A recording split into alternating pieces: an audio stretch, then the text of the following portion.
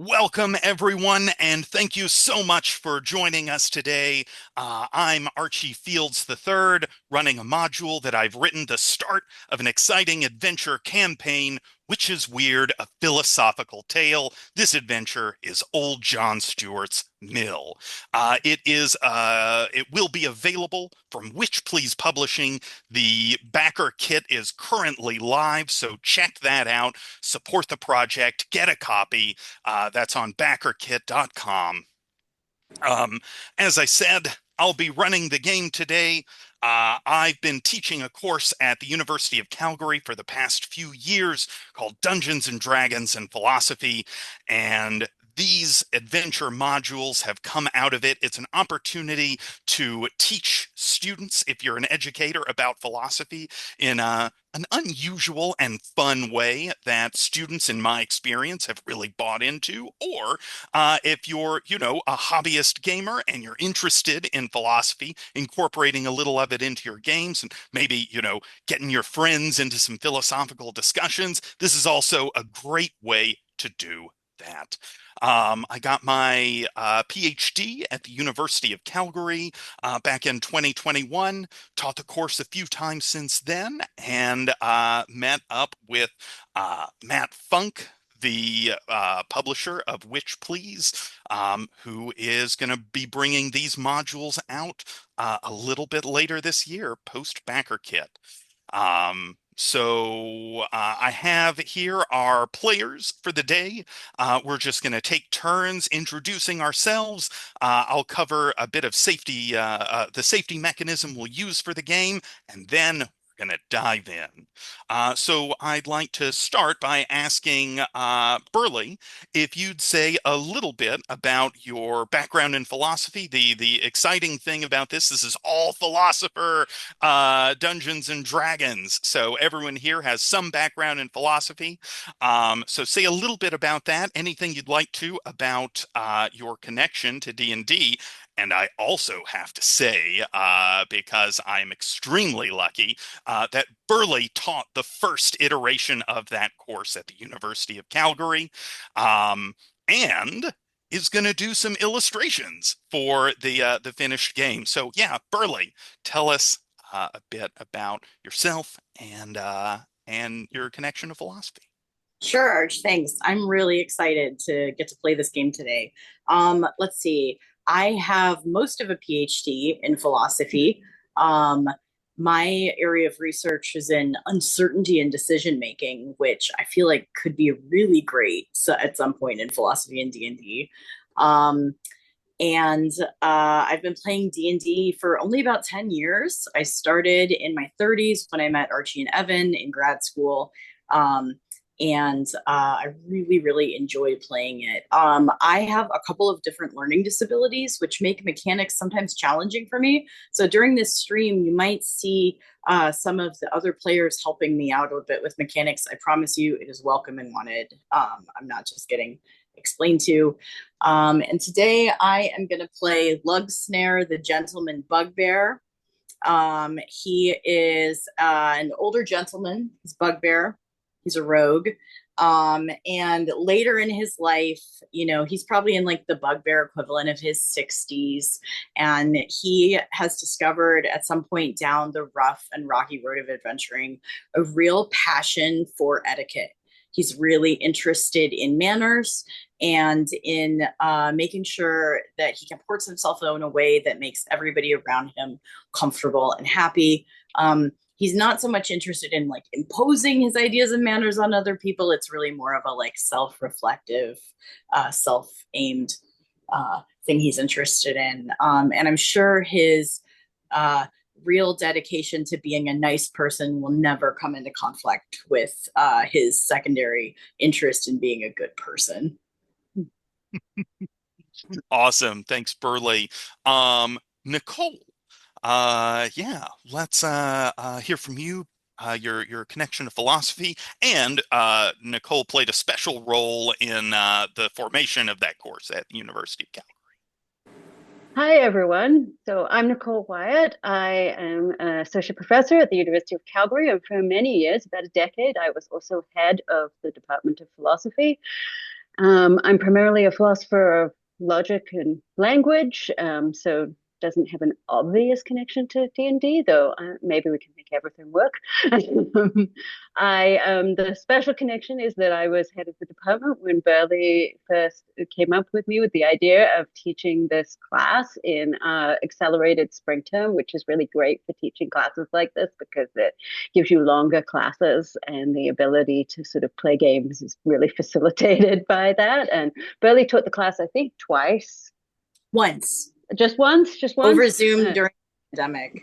That's right. It was really successful, even though it was over Zoom during the pandemic. And then Archie pitched in to teach it again and just has really taken it to new heights. And so I'm really happy to see this come out of it and maybe spread it. It's a really popular class. It always fills. The first time we had to do a little work to fill it, I think. I remember putting up talking about trying to get people from, gaming stores and things like that. But then once it got established, and people were like, this is so great, it always felt a great class. So I want to say in my ethics course that it was coming up, and the students said, what, really?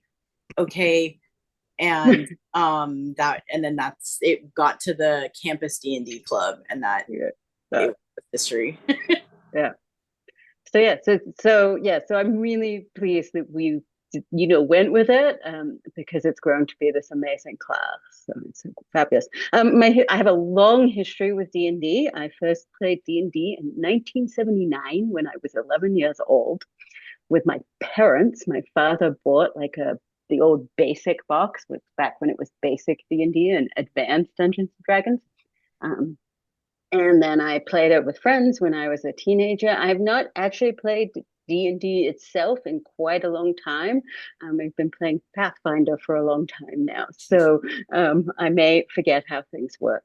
But hopefully people will say, no, Nicole, you can't do that. My character that I'm playing is Vrila, the Wood Elf Warlock.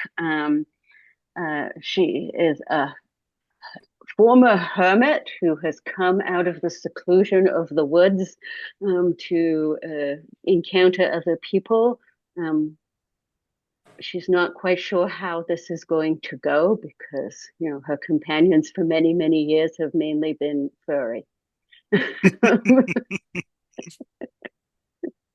Fantastic. Great. Thank you. Stephen. Hi, I'm Stephen Latta. I have a background in philosophy as a student, though I'm not an academic. I studied philosophy for 10 years or so, focused primarily in ethics and especially the history of ethics and questions of whether um, ethics is progressive, whether it develops in a positive route over time, or does something other than that, and how we would make those judgments from any given position, including our own. But as I said, I'm not currently an academic. For the last 14 years, I have worked at Broadview Press, an academic book publisher, where I currently serve as president and a philosophy editor. And that's how I know Archie. Archie has also done work at Broadview over the last few years. Um, there, I still stay in touch with philosophy. I stay engaged with it through reviewing and talking about books. We've had a lot of discussions between me and Archie and other folks at our business about materials for learning and teaching philosophy and different ways of doing that, including games. So when Archie let me know that he was working on this campaign for public release, I was thrilled to hear about it, and I'm happy to be here to try it out. Um, as for D&D, I don't have a lot of experience, admittedly. Like a whole lot of people, I got exposed to it during the pandemic, when looking for options to entertain and socialize with other people um, online. And so a colleague actually started a campaign, and so I played through that and enjoyed it. But my experience is limited, both mechanically and in terms of the role-playing elements. I've never played any systems other than Dungeons and Dragons, so I'll do my best here. Um, my character for today's session is Brother Thelonious Harlow. He is a priest of Julius, um, and primarily a priest, but dabbles in magic a little bit. Studious. He is, I would say, wrapped up a little bit in questions of bureaucracy and interpretation, more so than the ethical ones.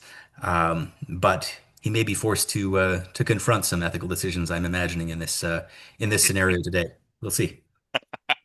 Yeah, that's a good suspicion to have, Stephen. Thanks. And Evan.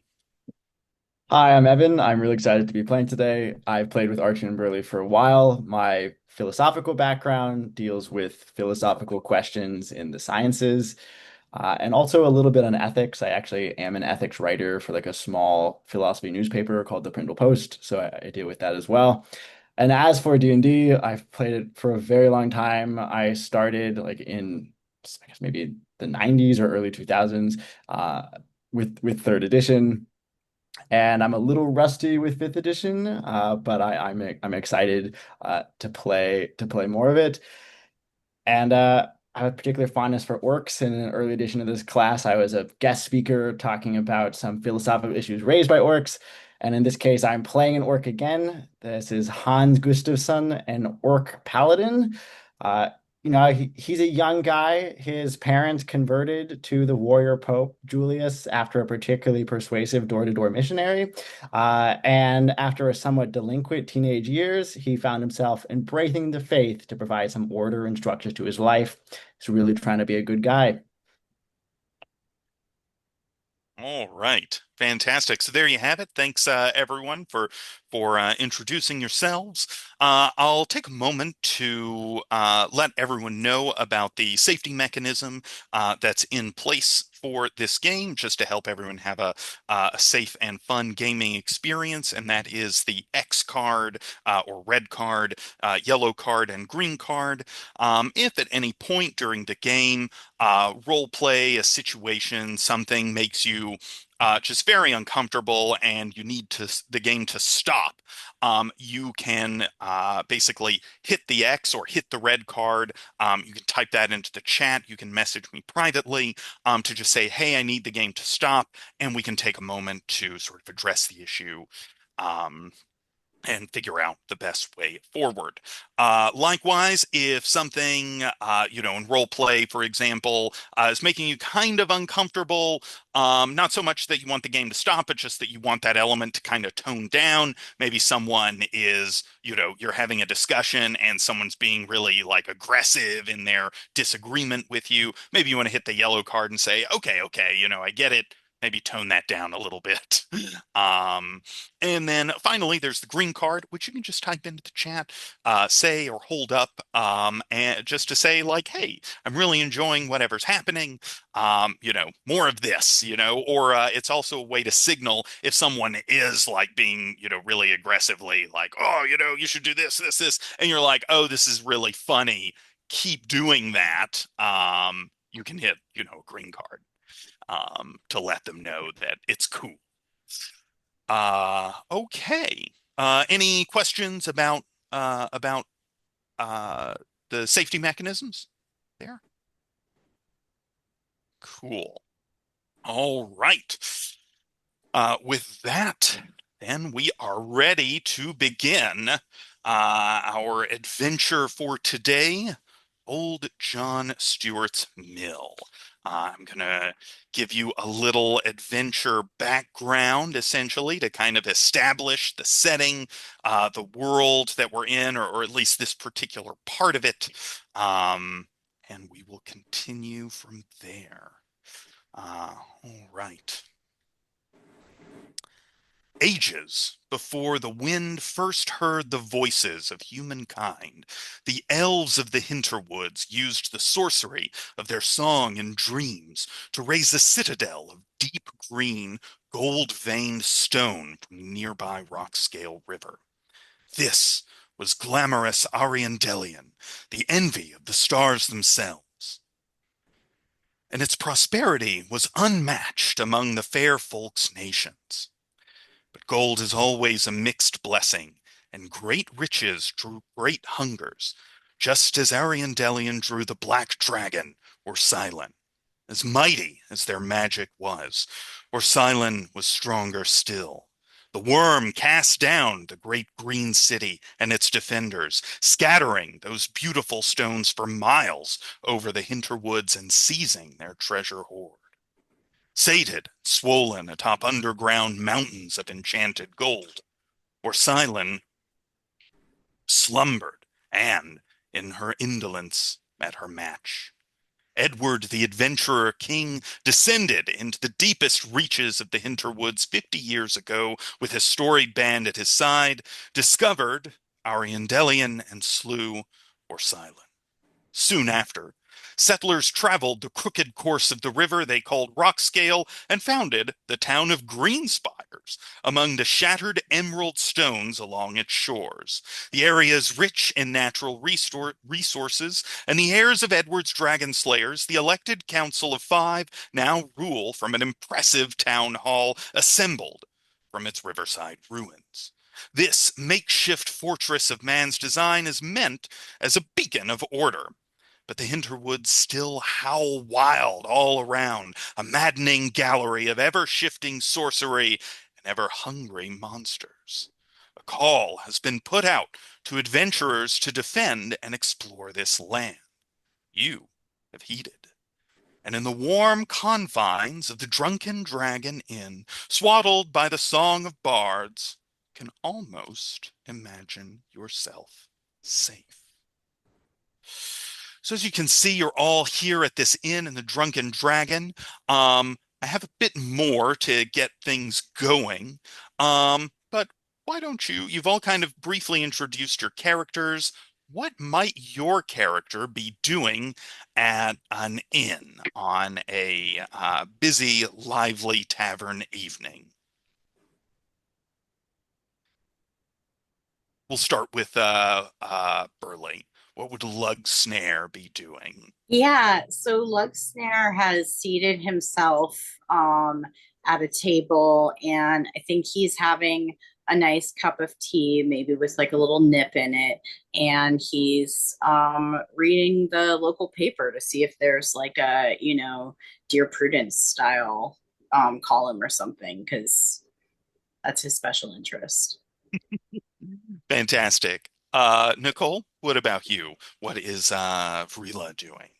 Brila has found a chair has the best visibility of the entire room, with the back of the chair up against the wall, so that she can keep an eye on all these people, so that she's not used to there being so many people around and finds it very unnerving.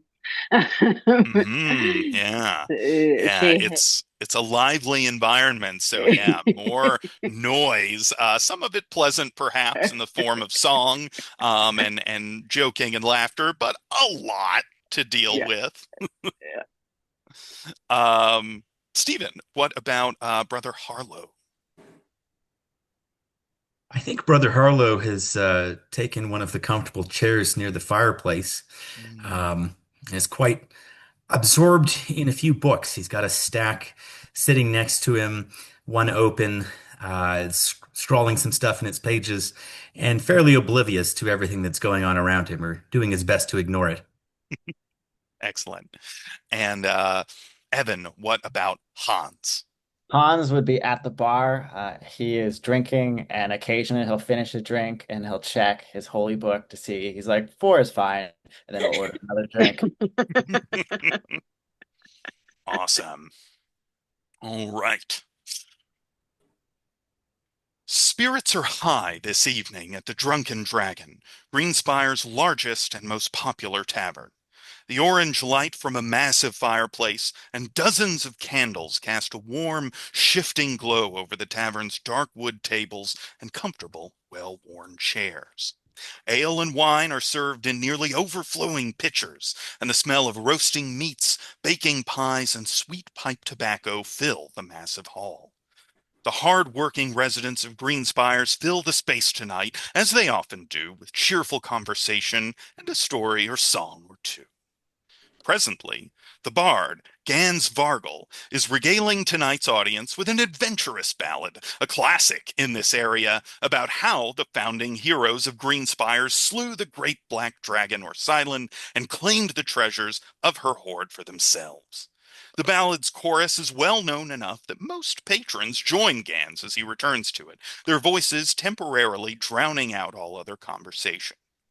Gans Vargel has recently made your acquaintance and has been promising adventure, fame, and fortune in Greenspires.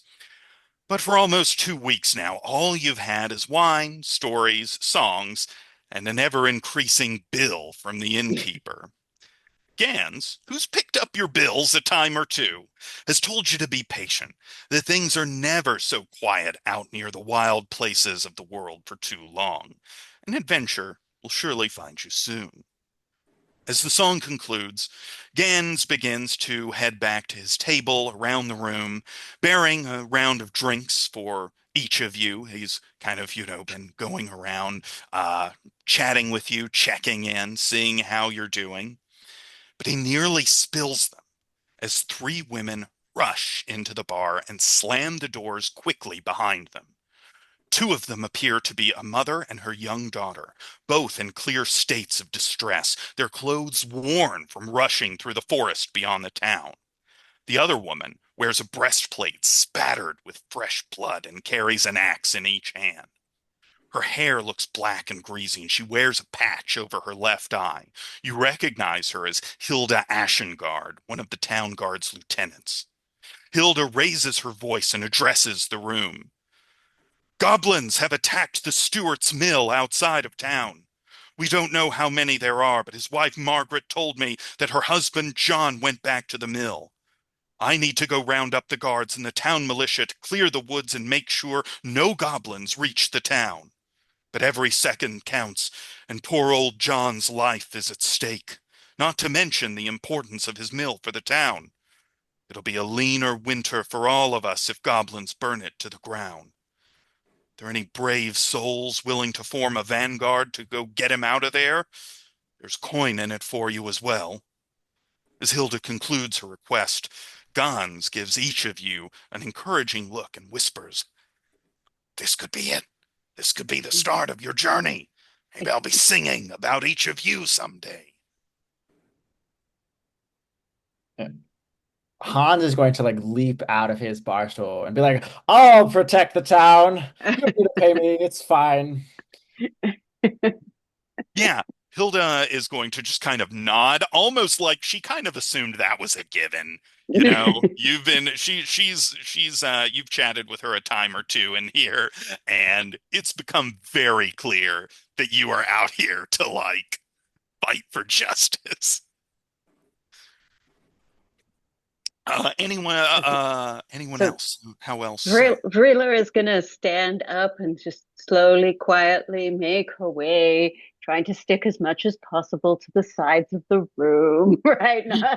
So that she's coming up, but not actually, saying anything or making obvious that she's volunteering, just kind of walking towards Hilda. Yeah, Lug is gonna stand up slowly, push his chair in, brush his shirt off, take his napkin that's tucked into his collar out of it, kind of fold it and set it to one side, then take a second and set it to the other side of his plate. He's going to balance his teaspoon kind of on the edge of the saucer. He's going to look at it for a second, and then he's going to go. Oh, good.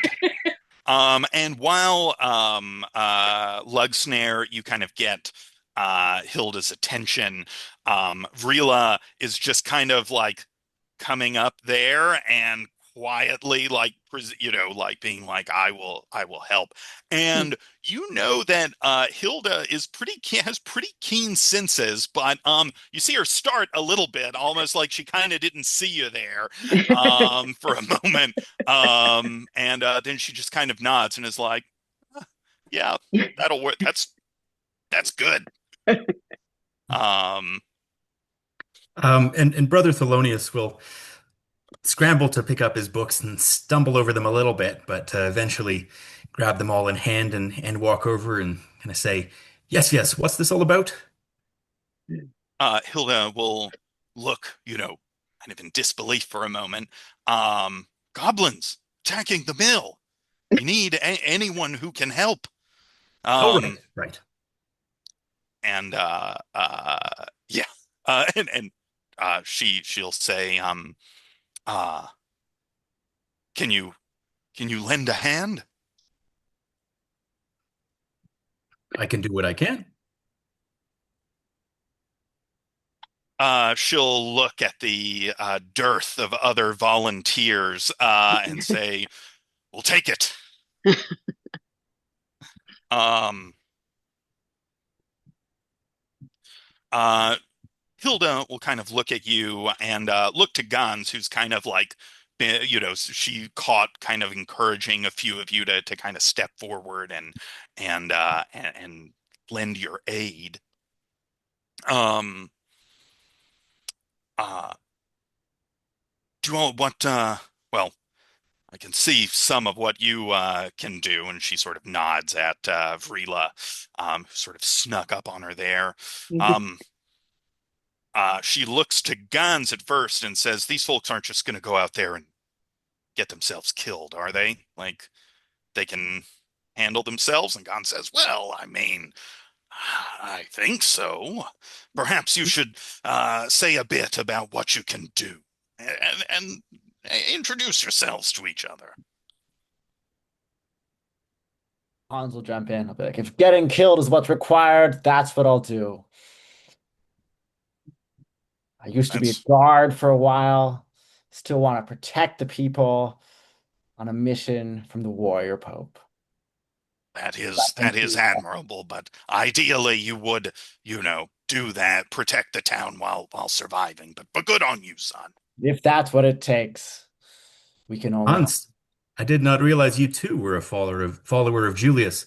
I guess we've not spoken much in our time in this tavern, but I'd be happy to follow behind you if you're leading.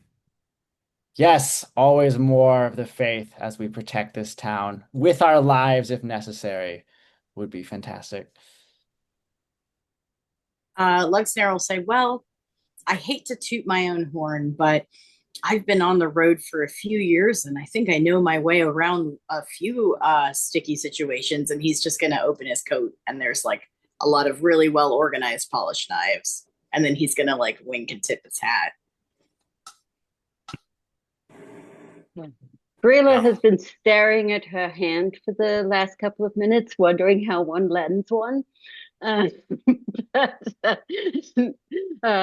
starts and sort of says, oh, I may know a little magic, and then also sort of points at the big great sword that she has slung over her back. um, especially at the gesturing of the greatsword, which has kind of a strange shadowy aura to it. Hilda will sort of nod. And Gans has raised his eyebrows at the vast knife collection that Lugsnare displays. And Hilda says, "Okay, good. Um, I do you have any questions about anything? I know many of you are newer to the area." Where's the mill? Yeah, Gons will say, "Yes, yes, of course, of course. You aren't mill workers. Why would you? Yes. The mill is on a hilltop, about an hour east of town. There's a rough path through the forest that will take you to it, that John uses to transport raw and milled grains to and from the town." And where is John and his family? Are they safely out of there? Do we know? Like, is it possible the You goblins? know, Margaret and her daughter um, have come here. Hilda will say John went back to the mill for some reason. Oh, that's unfortunate. Um, at which point, Margaret will say, holding on to her daughter, Gon sort of suggests for a moment, like, well, he maybe went back to try and defend his mill. But Margaret says, no, no. All of us were fleeing the goblins. There were more than we could handle. We were running here to get help. But John went back for our son Emmett's things. Emmett Emmett passed away a few months ago. He left behind a few tokens, clothes, toys. Um, I tried to get him to come back. We could get it after, and John just insisted he couldn't handle losing those things if the goblins burned down the mill or carried them off. We were arguing about it, but then more goblins came upon us, and we ran, split in different directions, lost each other. I found my way back to the main road with my daughter. We ran here as quickly as we could, but I think John, I think he went back to the mill. Or Lug is those. gonna nod solemnly, and then he's gonna pull out a handkerchief and hand it to her. She will graciously, gratefully accept that. Can I say to, is it Gans? Guns, yeah. Can I say to Gans, I don't mean to be presumptuous, but if we are going out as a party to assist John and his family and possibly this entire region and this inn, um, might you have anything to offer us, such as potions that could help us in succeeding in this quest? It could be to everyone's benefit. Oh, uh, a wise question to ask, brother Thelonious. As a matter of fact, I do. Um, been saving a few just for such an occasion. And he will go over, open a satchel, and he will pull out two common potions of healing for each of you.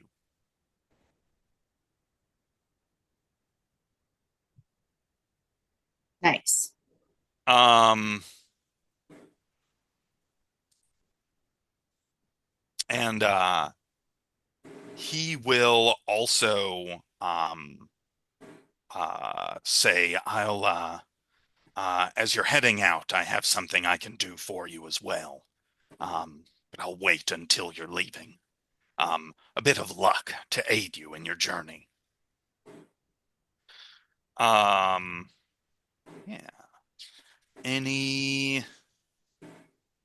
other so you've got each person got two potions. And just a quick note to everyone, potions are a bonus action to use. So you can use those. You get an action, bonus action, and movement. You can use a potion as a bonus action and still attack, cast a spell, etc. Anything else? You've got directions. Um, you got a little bit of information about why John headed back to the mill. Anything else?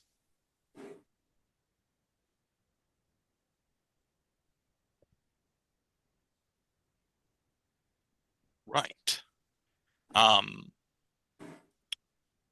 he will, as you're kind of preparing to leave, Gons will sort of say a few words of hope and encouragement, reminding you of the great deeds of the heroes who founded this town, and the sorts of dangers that they were able to face, and that he believes he sees that sort of potential in each of you, believes in you, and that you can go there, you can save John, save the mill, and really save the town from a harsh winter without milled grain. And in doing so, he will grant each of you a bardic inspiration die that you can use any time during the adventure. Essentially, it is a D8.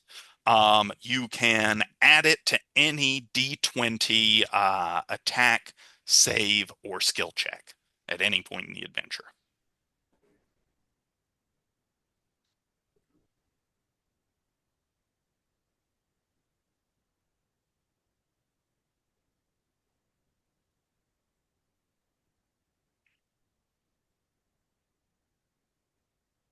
And with that, you set off on the road east of town, and it's not too long, as this is a frontier town, it's not too long before you leave behind the warm window lights and smoking chimneys of green spires, walk beyond the gold-veined green ruins of the elven castle that used to stand here before you hit the dark and very dense woods. You leave that safe, comfortable feeling of settlement behind you and go into an area dark in the night, full of, you now know, dangers, goblins ready to spring upon you, perhaps at any moment. As Um, we are going into area, we're moving away from all the people in the town into the forest. Uh, Verilla's companions might notice that she stands up a little straighter, looks a little bit more confident. Like this is where she's comfortable. Excellent. All right, I am going to move us to a new map. Go. So, just to kind of set, there's no need to drop any tokens or anything like that. This is just kind of to set the stage for anything that might happen. Um, After about a half hour or so, you're about halfway through your journey towards the mill. Things are quiet. You think you hear, chattering and screams of goblins somewhere off in the woods. They quickly die out, but they're out there. Everyone is on alert. Um, and as you're, we'll I'll tell you what, actually here, let's go ahead and I'll drop some tokens on the map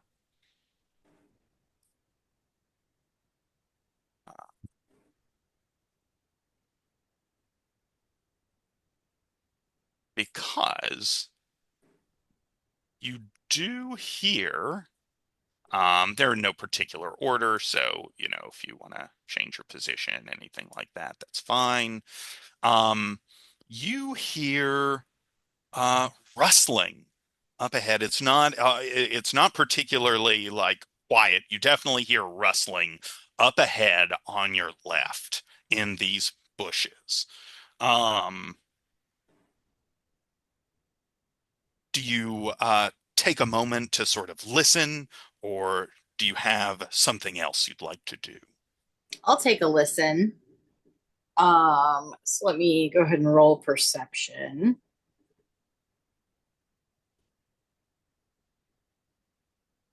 Yeah.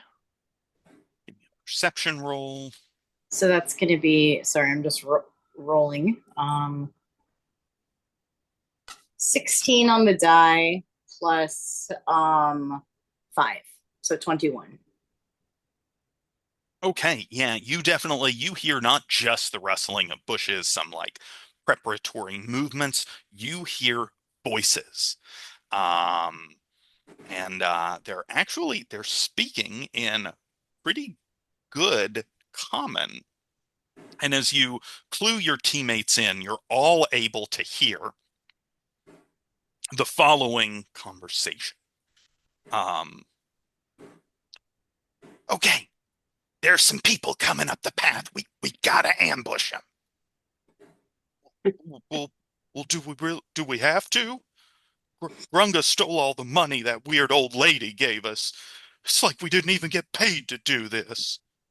Yeah, that's why we gotta hold these people up. We take their money, we buy disguises, blend into the town. And that witch still might give us the rest of the money, even though Grunga stole that damn token. Okay, okay, just this one thing, and then we never get beat up by Grunga again.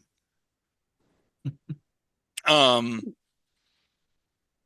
if you don't interrupt the conversation, you get the sense that some what you are guessing are goblins are going to emerge from these bushes over here. Archie, is it nighttime? It is nighttime. Can I try casting light on a pen in my hand? Absolutely. In fact, you could have done that in advance to have a little light source for yourself. Sure. Well, in that case, I'm going to gesture it toward that those voices to see if we can see anything.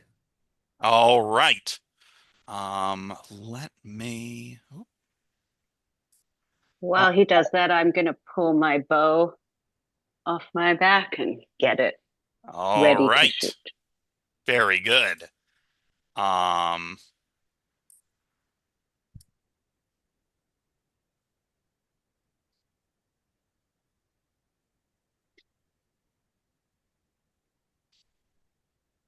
Here, so as you do this, you sort of hold up your light to kind of try and get a better sight. You've got your bow ready to go. A pair of small, green-skinned humanoids that must surely be goblins haphazardly stumble out of the bushes. One, whose hand is shaking badly and has a blackened, swollen eye, nearly drops his dagger when he sees the bright light before pointing it at you and half-heartedly shouting, "Stop! Give us your money!" The other goblin, a bit more confident with her dagger, but still clearly a little nervous and sporting a bruised lip, echoes the first. "Give us what you have, or we'll carve you up like goats. We'll gut you. We'll gut you, neck to gizzard, or neck to guts, and then the other one cuts in, and then you'll be dead, super dead." Um, both then just kind of wait for a moment, seeing what you do, how you respond.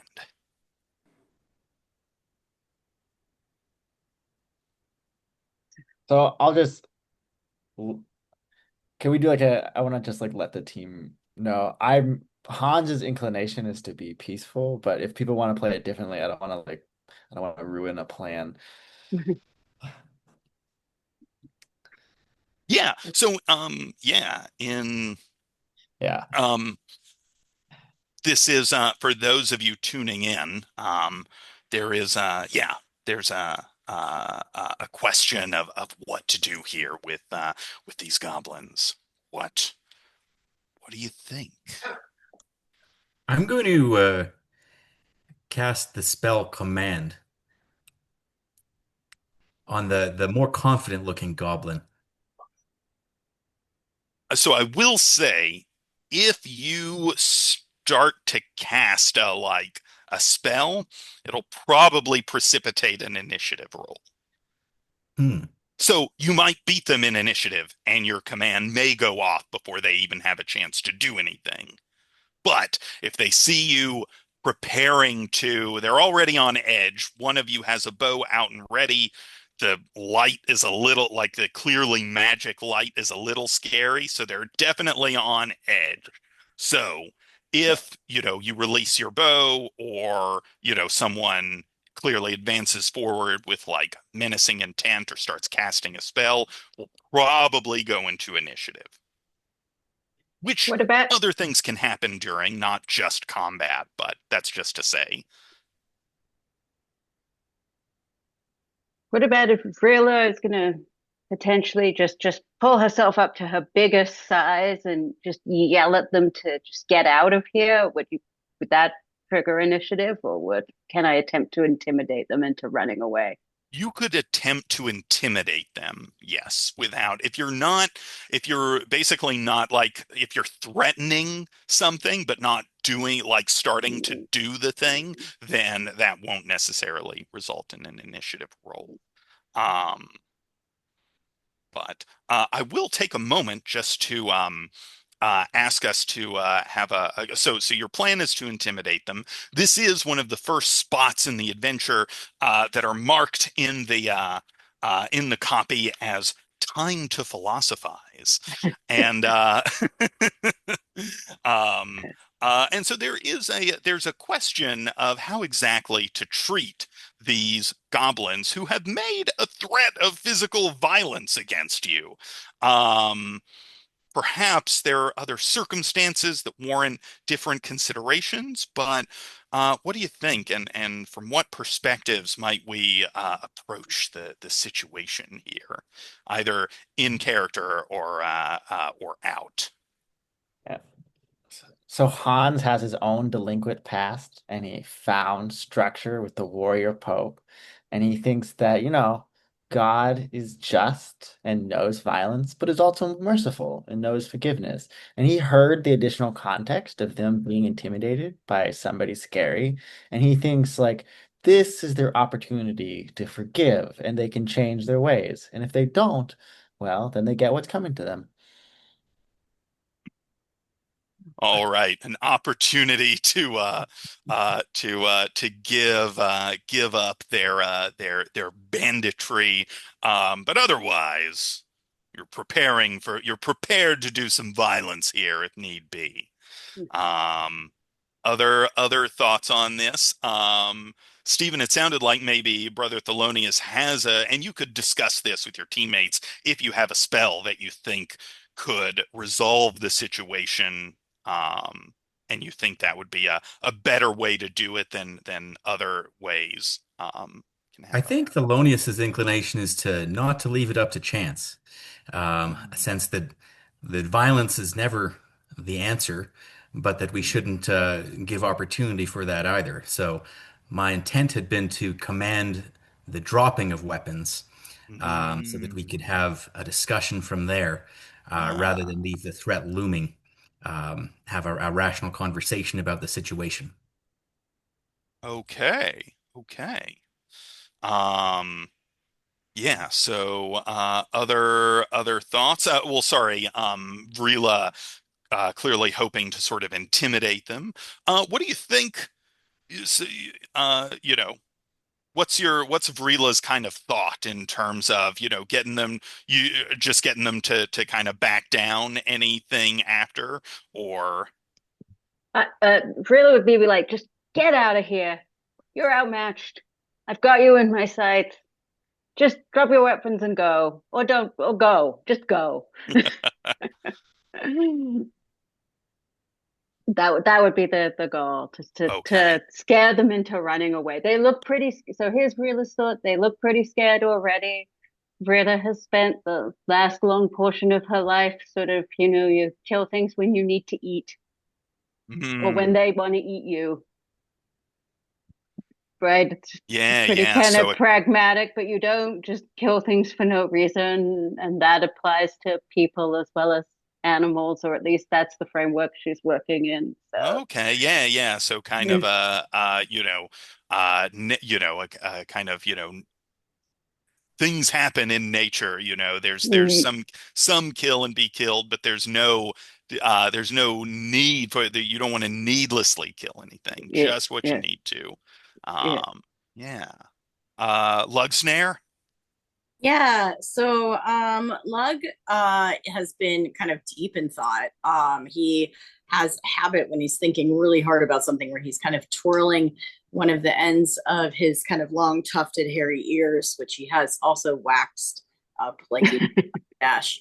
Um, and he's been thinking a lot lately about a problem with being an adventurer, and particularly an adventurer who's really committed to, maintaining peace and um, uh, thinking about other people's feelings. Where one, coming from a rowdy background himself, he knows some people come from rowdy backgrounds and don't have all the advantages of reading the weekly yield post that he has, but on the and so may not be thinking on the about things in terms of the big picture and what's best for everyone. But on the other hand, he started to realize that tolerating rude people in itself can sometimes be a kind of rudeness. And so he's stuck in this sort of kind of paradox. One might say a paradox about tolerance, that is baffling him at the moment. his inclination is to tip his hat and say that it's a really nice evening, and he pointedly hopes it stays a nice evening. All right, very good. And if you are using this, at home or in the classroom, there's a handout you can give your students or players about consequentialism and deontology that they could also use to approach this question of, right, what produces does something produce the better consequences for all parties concerned? Or with Kantian deontology, are there principles here that have been principles of ethics that have been violated that might need addressing? You can have those kinds of discussions here, or just let your players do their thing and have those discussions afterwards, where you kind of, do some Monday morning quarterbacking philosophy, and analyze the situation after it's all gone down. For now, let's decide on a course of action. It sounds like the proposal is either to try and intimidate them, or command them to drop their weapons, or we could do both. I would let you basically roll initiative, Stephen, with one of them to see if you get your command spell off in time. If you do and they fail their save, I will let Vrila roll an immediate intimidate check with advantage, because they are weaponless in that scenario. I'm happy if we let the spell go off. That sounds like a fun way to do it if everybody's okay with it. Sure. All right, fantastic. So I think you go ahead and give me an initiative roll. I'm going to roll initiative for them. I'm going to have them roll. I think they're pretty shaken here, so I'll go ahead and say, and you've got kind of a plan. Many ways you have the drop on them, so I'm going to let you roll advantage with it, or sorry, roll initiative with advantage.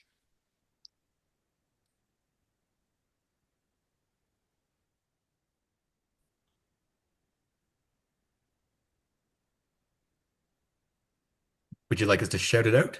Oh, Archie, or- yes, please. Yeah, Stephen, if you'll I got 8 for me. 8. Okay. They rolled at disadvantage and only got a 6. So your spell will go off. And I'm going to make some wisdom saving throws for these goblins.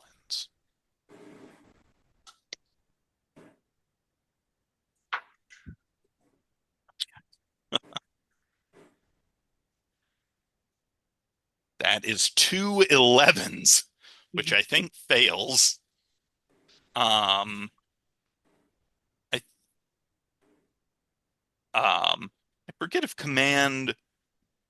Well, at least one. I'm going to go ahead because I said I would give Vrila an immediate intimidate check with advantage. So Vrila, go ahead and give me that.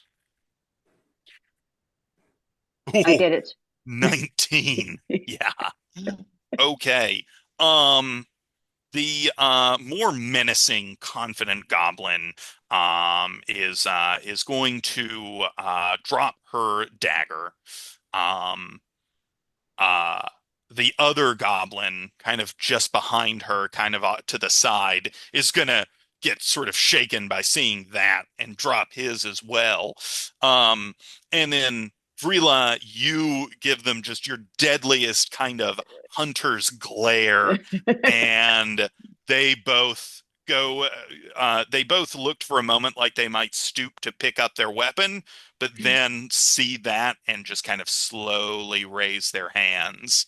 Um, and um, One of the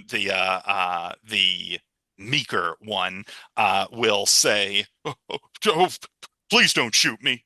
I'm sorry." Vrila's just gonna yell, "Get out of here!" Yeah, yeah. Sis, that sound good to you? she'll kind of glare a little bit and she'll be like, I don't know what we're gonna do. We can't go back to the clan. Okay. Lug is gonna Oh, oh go ahead, Evan. no, no, sorry. Continue. Lug is gonna snap out of his reverie, let go of his ear, tip his hat, and say, "Good evening." It's a really lovely evening. I hope it stays that way. Right. Can we can we take our daggers with us?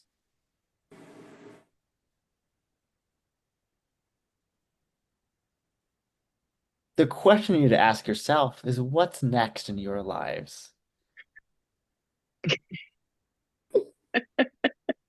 Well, yeah. I mean, Well, you may think this is an accident that's befallen you, but it's not. It's a plan and an opportunity. what kind of opportunity? I would invite you both to go to the Church of the Warrior Priest in Greenspires, where you came from, and let them know that you have found a different path in your life. Can we do that? Of course, let them know that you encountered me, Hans Gustafsson, and also Brother Thelonious. Oh, okay. So it's okay to go to the town? I think, let me write a note for you. That ought to work, right, Brother Thelonious? Well, I'm not entirely sure, if we're being honest, that they will be well received. I think writing a note can't be a bad gesture, but as you know, there are some among us who, at the sight of a goblin, might take other actions. We should be honest with them about that. Oh dear. What if I gave them one of my holy symbols so that people would know? Oh no, they might think they. They might think they killed us. Oh yeah, okay. Do you have a hat or something? Like something we could or a cloak or something we could disguise ourselves with? Um, yeah, I've got some extra cloaks, but Can we also, have it? yeah, sure, of course, good sirs. But that's why I will write this note. Yeah. Snare, did you have an idea? And uh, he's engaged in doing that. Let's make some introductions. And I'll tell them my name and I'll introduce each of you, and then I'll be say, and who might you be this fine evening? Oh, I'm weak. That's just the name I got, you know, from others. Goblin Um, culture is fascinating. and the other one that says, yeah, and I'm meek. Oh my.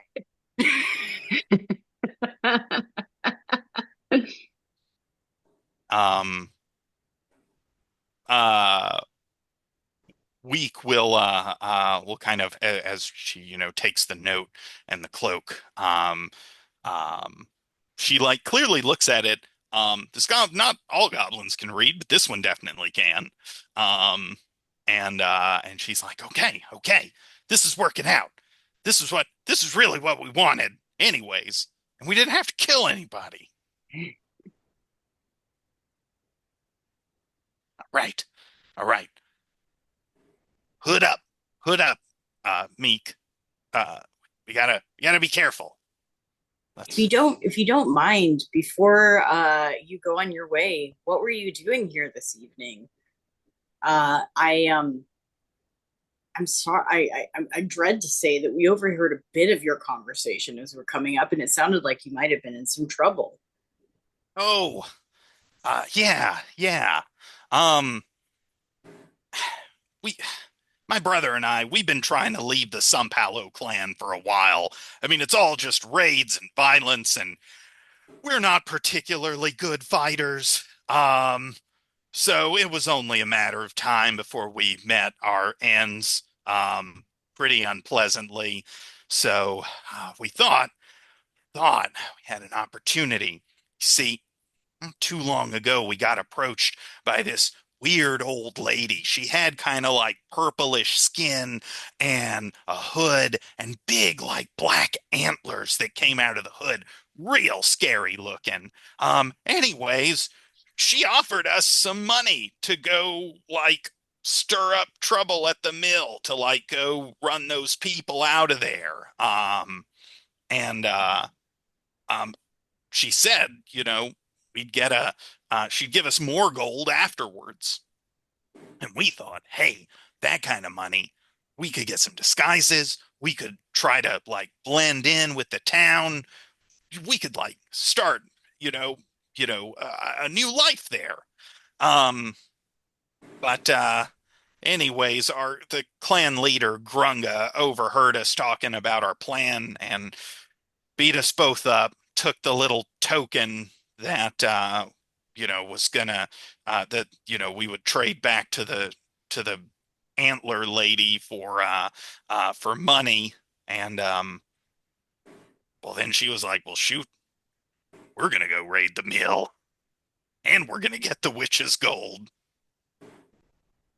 um so that's what they're doing. um we thought, well, maybe we'll try to get some money some other way. Do you know how many of them there are? Some Palo clan is numerous. I mean, there's at least 30 of us, and they're not all going to be at the mill. Just a few will be there. Some will be going in to try and hit the town while people are coming out to the mill. If you warned the town about that, that might look very favorably. Okay. Okay. We can do that. We can do that.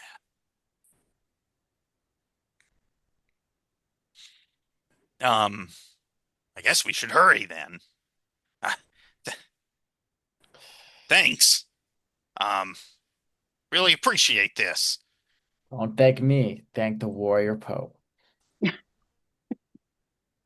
Hmm.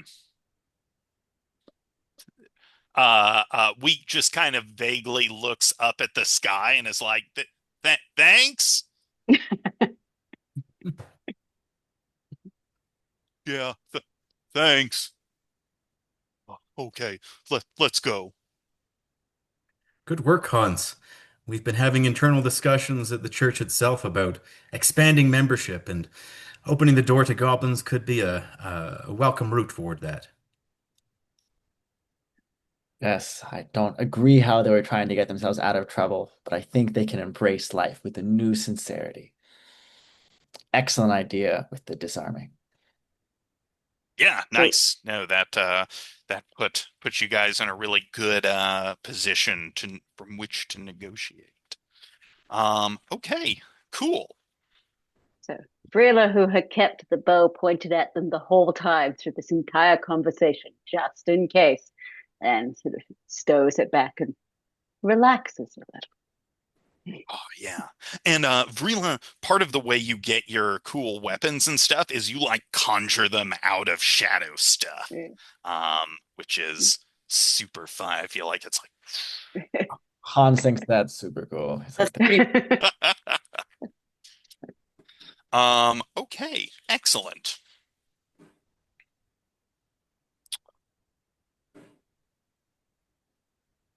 As you take a moment, to recompose yourselves as you head a bit further down the forest path. As you continue down the road towards the mill, the path winds and bends around hills and dense copses. Occasionally, you hear rustling of what you hope are animals scurrying through the surrounding woods. But sometimes you seem to catch a glimpse of silvery fur, or even the glint of a fang, ray of moonlight. Everyone give me some wisdom perception checks. So just roll perception or Yes, if it's on your, yeah, on your just character sheet, There should be a perception thing. So whatever number is there, roll your d20, add that number to it. That's a 20 for Lug. Okay.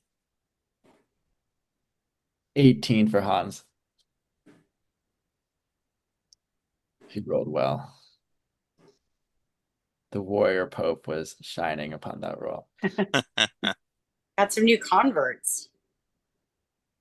Not as much for me. I got 14 for Thelonious. Okay. So, um, Thelonious, Hans, and Lugsnare, you all occasionally notice darting along in the woods. There is what you see. You see what kind of looks like something that's vaguely wolf-shaped, glimmering in the moonlight, off to the side, kind of darting in and out.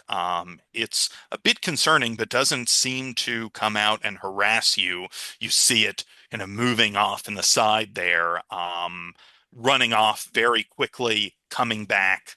Um, but yeah, you notice this. You also notice um, uh, in particular, Hans and Lugsnare notice as you get.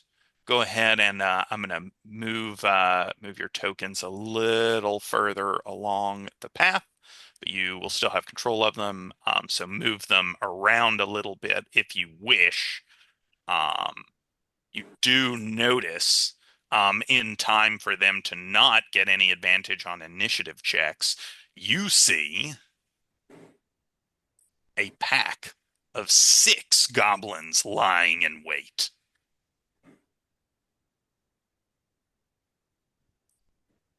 Gracious. Uh,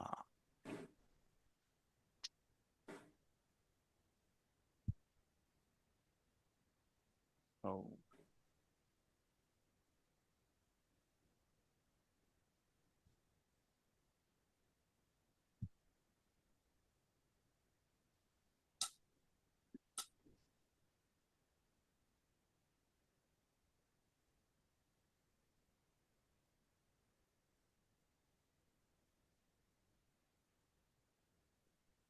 You notice that these goblins are poised to throw. They each have a little like pot of something that looks like it is slightly aflame, like it has a little fuse on it. I'm gonna need everyone to roll initiative.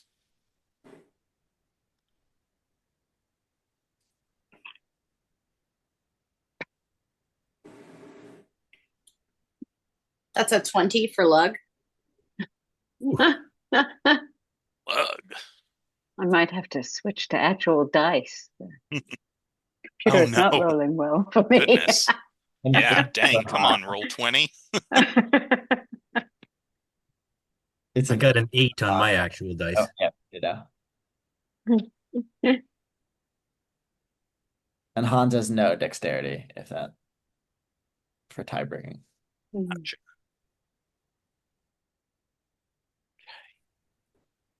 So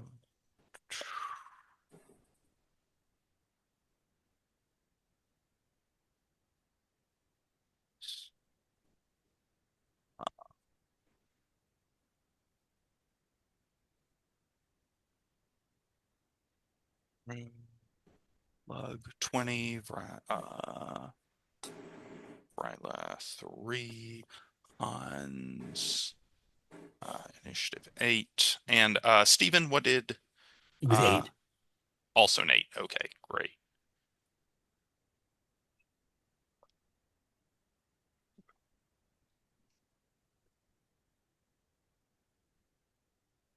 Okay. Lug, you are up first. Yeah, so Lug, I suppose is at a disadvantage as a rogue in that he's loath to attack anyone who hasn't attacked him yet. So I think he's going to draw his short sword and ready in action to defend himself and his friends. Okay. So basically as soon as they attack, you're gonna go attack one of them. Mm-hmm. Okay. And Very good. he's gonna pull out the sword, and then he's just gonna do a like with his other. Okay. All right. In that case, all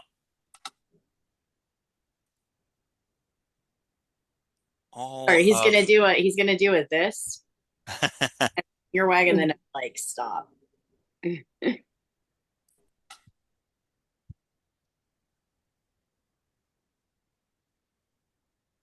okay. They are going to toss some goblin fire bombs at you.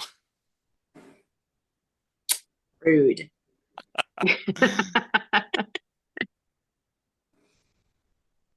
So this is going to be actually a dexterity saving throw. Um, so That'll be a total of 11. everyone give me a dexterity saving throw.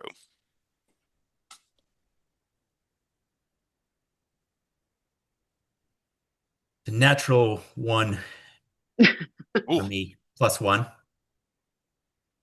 all For right. Hans.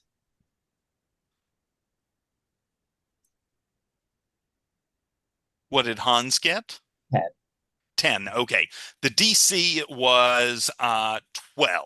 So Vrila, sorry, you managed to kind of dodge out of the way entirely. And I'm gonna pick a lucky contestant. So that is so 1, 2, and 3. One that is going to be Lug. Lug, as the firebomb is sort of arcing right towards you, you see that big wolf sort of spring. It's got silvery fur, and it's going to spring out of the woods, intercept the firebomb, and then it is going to chase down and run a couple of these goblins off, chasing them into the woods. Lug is surprised by the defense. But he's gonna take a second to tip his hat at the wolf. And then pat out some little embers that have started on his like luscious Chewbacca bodysuit of hair. Hans and Brother Thelonious are going to take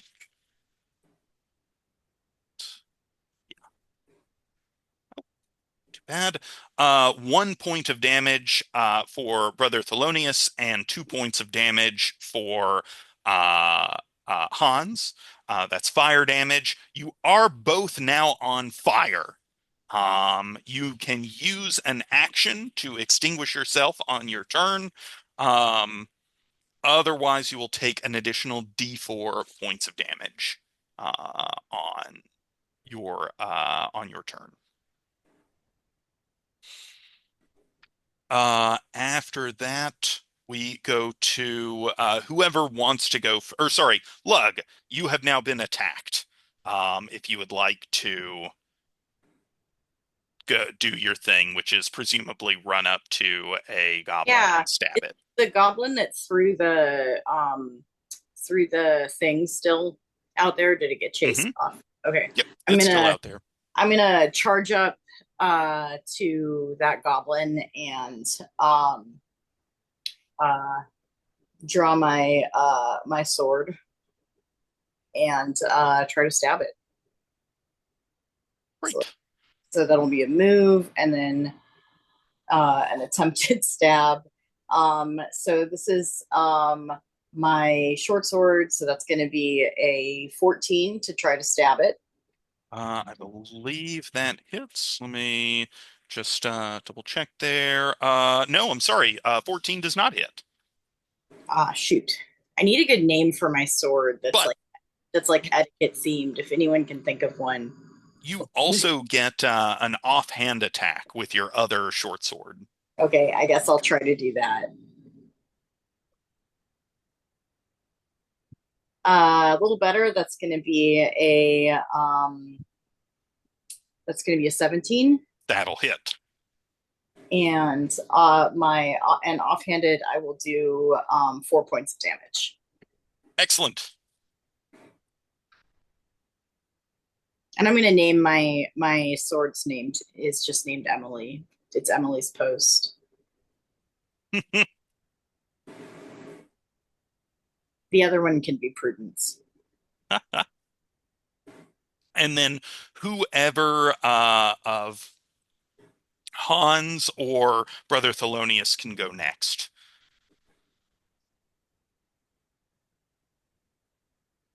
Um, well, for Brother Felonius being on fire, I think that he is going to somewhat panic and put out the flames if he can. Excellent. All right. Thelonious, you spend a round extinguishing yourself. Any movement? Um, do I have line of sight with the goblins? You do. If I can run behind a tree within my 30-foot range, I think I would like to do that. Okay. Yeah, you could easily move over here. Yeah. So now you are behind cover. So if they want to attack you with a ranged weapon, they will have to move or suffer a penalty. Okay, great. Hans. Hans also finds being on fire quite all-consuming, so he'll deal with that first. And then he'll move up to protect his companions. All right. And Vrila. So I'm unsure, but that goblin that is behind Hans now, am I in range of him with the longbow? No, this Yes. one here. This one here. I don't know how to make the circle around This one? it. Yeah. Oh, yeah, yeah, yeah. There we go. If you Yes. just click and hold, it'll do that little ping. Oh, there we go. Yeah. Totally. Yep, you have Yeah. a clear, unobstructed view. You can fire away. Okay.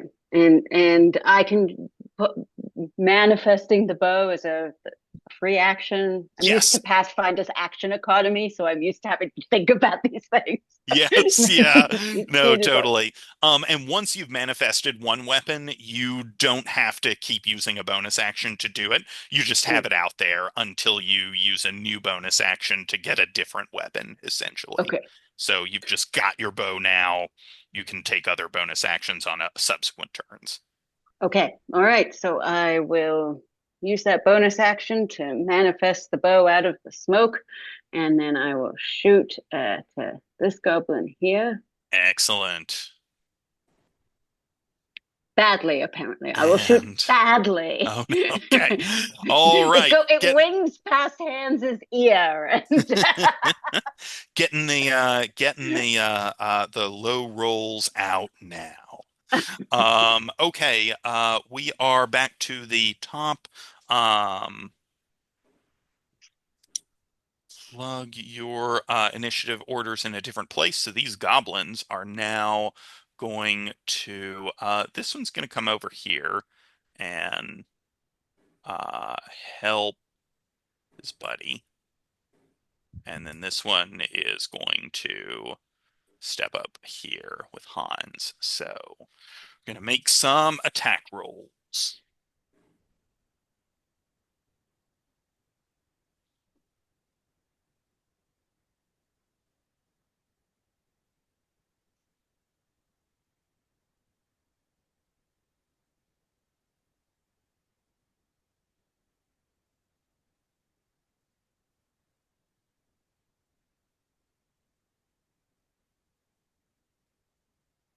they're getting to team up. So it's an 11 and so I think an 11 will miss you, Lug, but a 16 will hit. That's right. Okay. And you're going to get hit for 5 points of damage. Okay. And then Hans, looking at a 13 and a 12 to hit you. AC is 18. Okay. Very tanky. Excellent. Okay, that is the goblins. Now we're back to Lug. Yeah. Lug has is going to concentrate on the goblin that he's already hit. Mm-hmm. And he's going to try to stab that goblin with his first sword, his on-hand sword, Emily Post. And that's going to be really bad. It's going to be a 10. All right. And then Well, he's going to, do I have 2 attacks? you do, yeah. You Okay. get to swing twice. And then I will swing Dear Prudence, who is doing much better, and that's a 22. Oh, yep. Give me another damage roll. And max damage for 6. For 6, okay. That goblin is with a sweep of your short sword.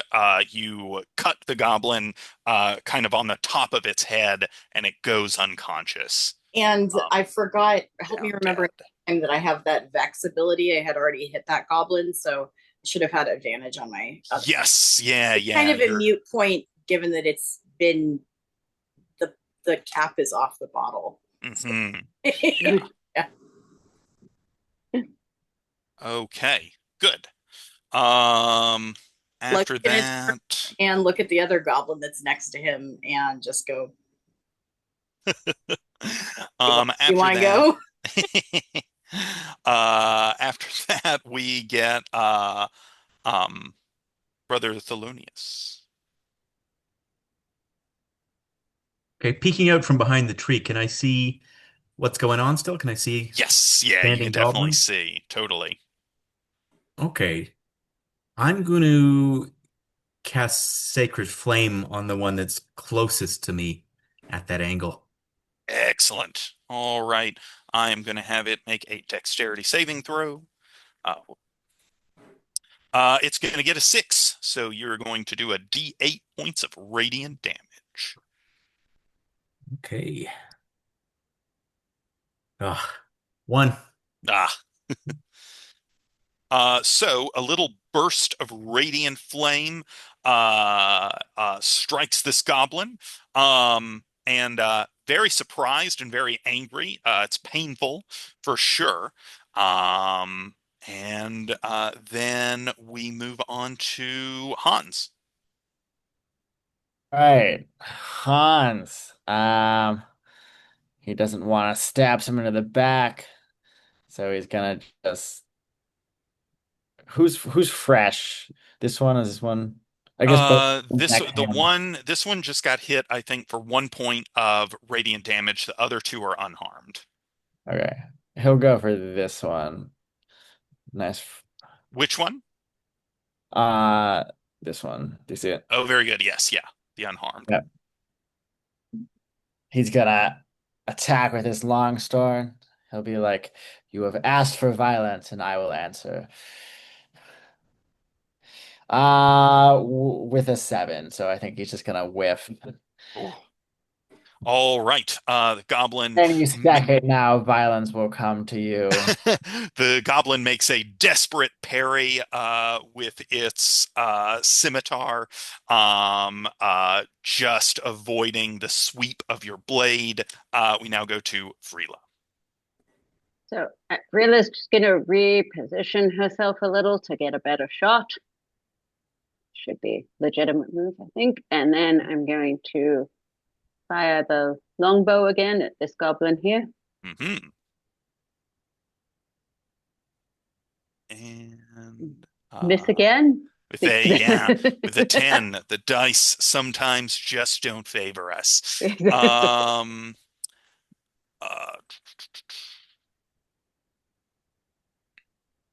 uh, we are back to the top with the goblins, one of whom is dead. Don't forget, if at any point you are damaged and in need of some healing, those potions are bonus actions to use. I don't know. I don't think anyone's super badly hurt yet, but just to keep in mind.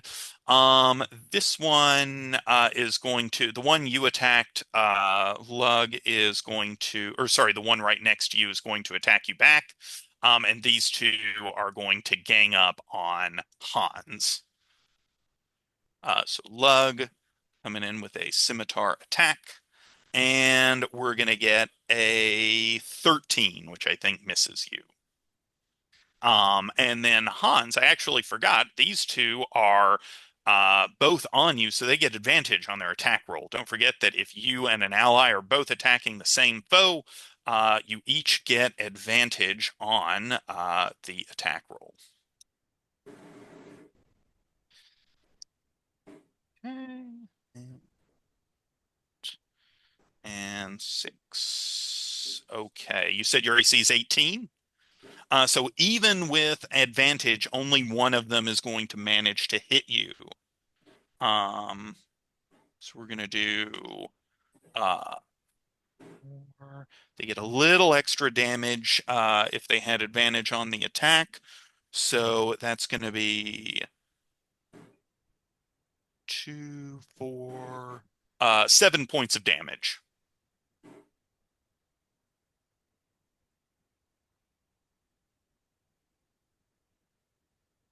And then it is Lug's turn once again. All right, Lex gonna take another swing at that goblin in front of him. Sorry, I closed out my die, so just give me a second. Oh, 20. All right, so nat 20. Ooh, okay. So that's for a total of 25 with Yeah. post.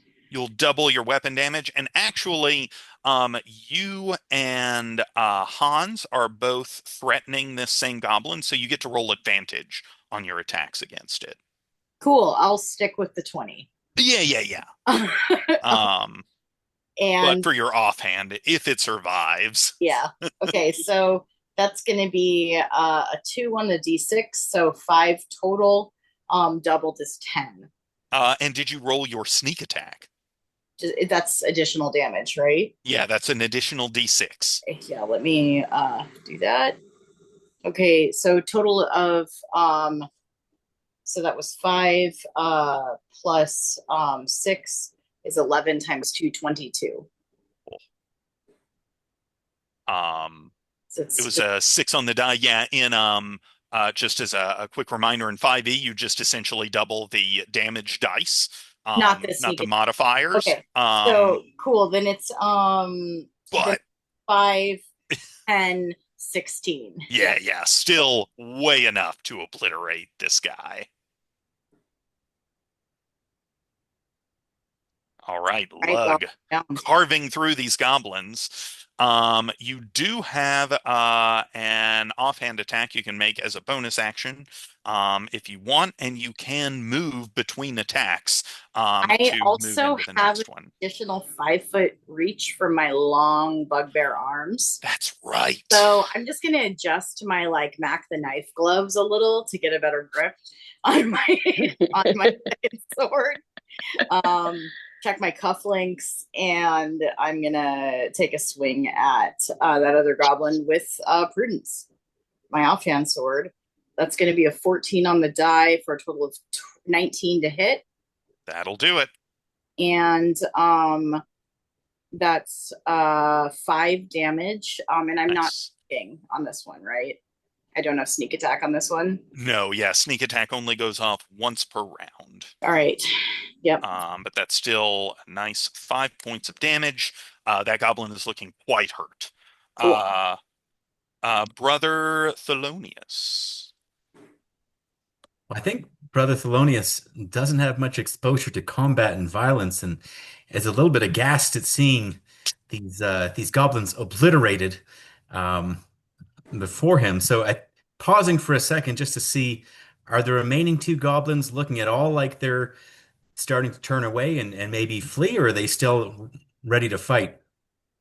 They seem like they're still ready to fight, but you think that you know that whenever goblins or sorry, make a history check for me. See what you know about goblins. That is a 16. Yeah, so you know that goblins in general, except for exceptional leaders of clans and things like that, um, goblins don't like to fight alone. If they've got a buddy there that they're like, able to kind of attack with, they can make use of their tactics, and they're very effective at teaming up. But once there's one, usually, unless there's just no way for them to escape, they will try to run. Okay, well, can I both shout out, "You're overmatched, get out of here," and also cast a Sacred Flame? Uh, Is that too yes, you can shout that out. Without, if you want to use your action to make an intimidate check, you could do that. Otherwise, it'll just ping it to kind of preempt it to maybe run if it gets hurt. And I'll also note that you may just want to use Sacred Flame, but you also have Toll the Dead, which does more damage to a foe that is already harmed. But maybe you want to just use Sacred Flame. think I'm going to stick with the flame in this case, but thanks Yeah, for the all reminder. good. Yeah, I'm not going to try the intimidate check. I'm not a very intimidating person, All but right. shout It's that out. And yeah, okay. And unfortunately, it is going to make the reflex save in that case. Um, Hans. Hans is bleeding quite badly, so he's going to try it with a bonus action. He'll do a little lay on hands on himself, Ooh, heal very good. himself for 5, so he feels much better.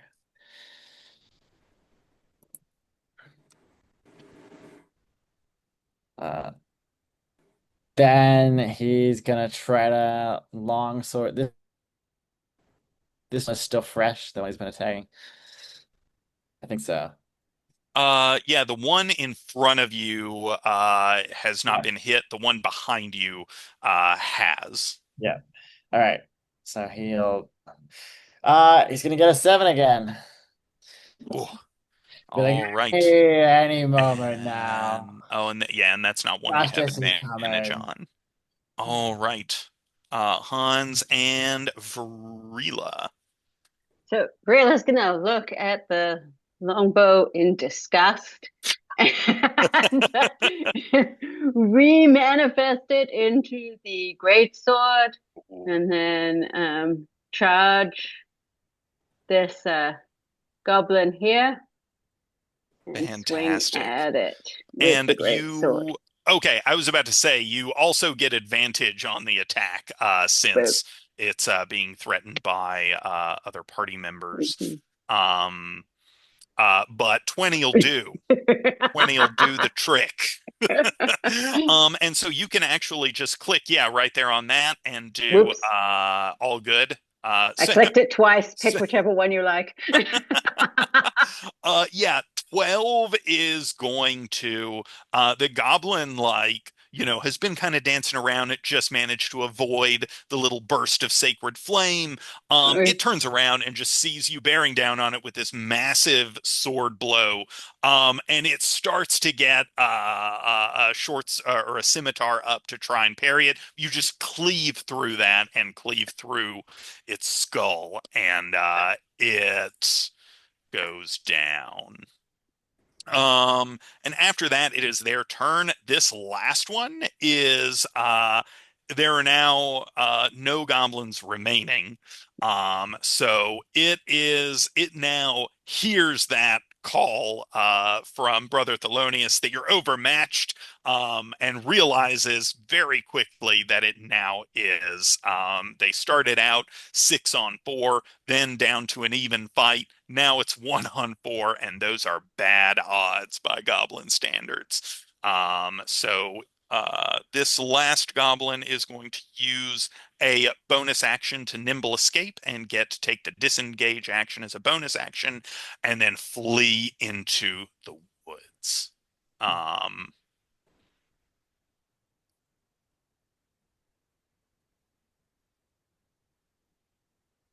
uh, if you would like to try and pursue the goblin, you can. But you think it's out of here. It's not coming after you guys anymore.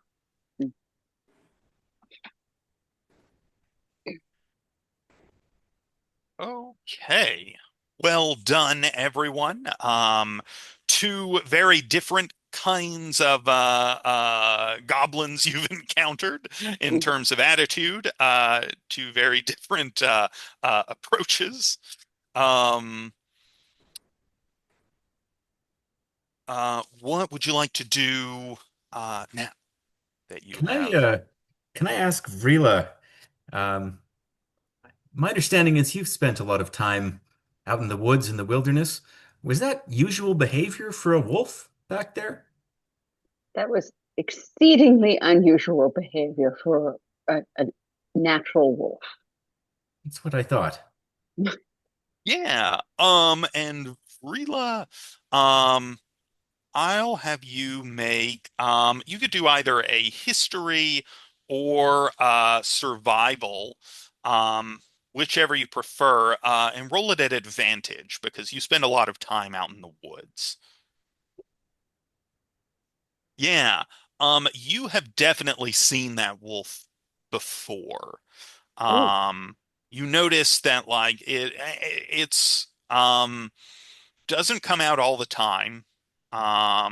You've had you've maybe in the past like tried to track it a little bit just to like figure out what its deal is, but you haven't had much luck. Um, but the wolf hunts on occasion, killing you know animals that you suspect a wolf would. The wolf does also sometimes attack goblins. Um, but you've never observed it to do anything like what just happened, where it came out and like intercepted an attack um, in front of someone. So that was surprising. so I will share all that with the party. Right? When asked, I will say that I recognize the wolf and this is my history. But even for this wolf, this is unusual behavior. Never seen anything like it. Very good. And some of you, when Vrila says that, a couple of you remember maybe you've heard a time or two in the Drunken Dragon, you've heard people discuss like other people have seen it before as well. Some people have said like, oh, that thing's a menace. It like has definitely like raided my chicken coop before. Other people have, said like, I don't, it's clearly like smarter in some way than a normal wolf, leading to lots of wild speculation about it. Lugsnare is gonna mumble to himself about how in less enlightened years he may also have raided a chicken coop. But politely. He's he has a rowdy past and he's before, but yeah, he realizes now it's not polite to steal chicken. Hans will take your word on the wolf. He's an urban paladin. He doesn't know a lot about wolves or really chickens.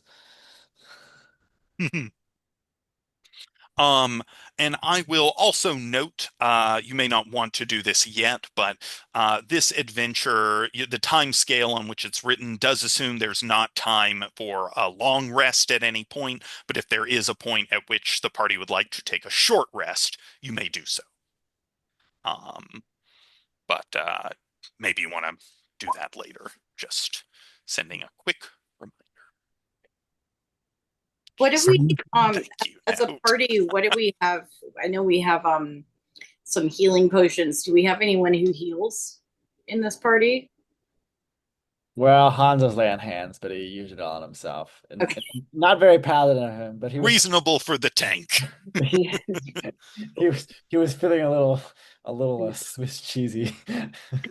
Fair enough. Okay, cool. Good to I know. can I can cure wounds as well, but without a long rest, I've got one use of that.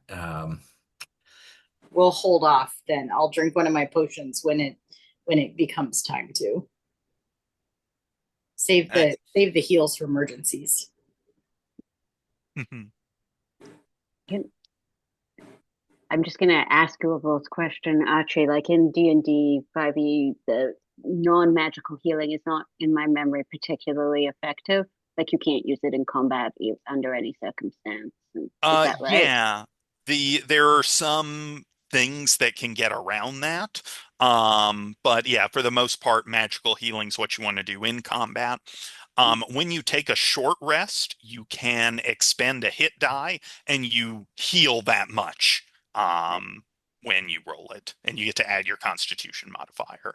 So if you take a short rest, you can do that to heal up a bit as well. But then other than that, yeah, potions and your whatever healing resources you have. And I will note that Vrila started with an extra healing potion just because she has the herbalism skill and would have been able to make one for cheaper than they can normally be purchased at first level. Okay. I will, if are we ready to press on? I'll sort of uh, kind of set the stage for the next thing, and then we can take a short break as we are kind of approaching our halfway. Okay. After nearly an hour of walking, the forest around the path gives way to a cleared hill, atop which sits a massive windmill attached to a humble cottage of wood and stone. The work of a goblin clan is clearly evidenced by the state of the livestock pens along the hillside path leading up to the mill. The wooden pens have been hacked apart in places, along with a number of unlucky goats and pigs. Luckily, many of the unfortunate animals escaped and are now scattered along the path and the hillside, nervously grazing or waiting to be corralled. The path of bloody destruction leads in two directions. Up a short flight of wooden steps to the porch and front entrance of the cottage, which now features broken windows and a door barely hanging on by a hinge, and to a large outbuilding that appears to serve as a shed and stable for the animals. You hear the sounds of animalistic screaming and squealing in the shed, but it's quietened down a little bit. The mill's separate entrance around the side, located below the turning blades of the windmill, appears to be shut. So I will kind of move us over to the mill just so you can kind of check it out. But let's go ahead and take a break. You can decide what you'd like to do when we return. What would people like a 5 minute, 10 minute break? We do 10 minutes, so Absolutely. yeah. Yeah, let's do 10. Okay, folks, so it's 2 after now, so I'll see everyone back around 3:12, 3:13. Sounds good. Or, yeah, whenever the relevant hour is.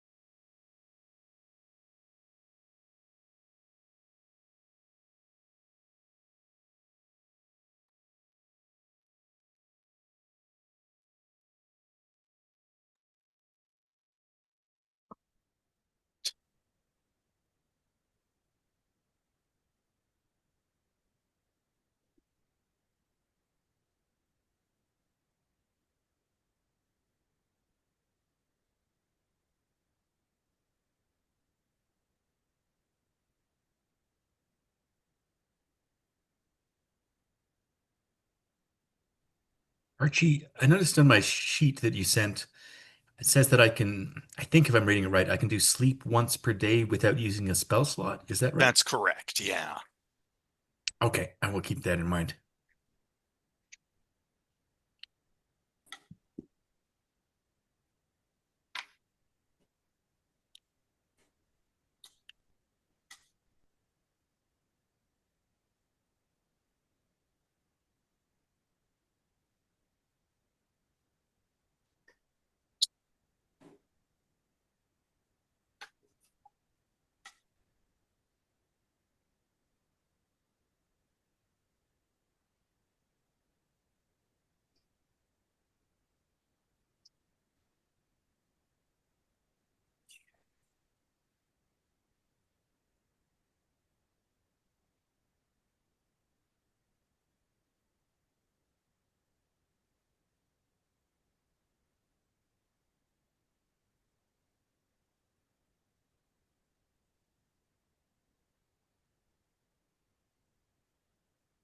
Okay.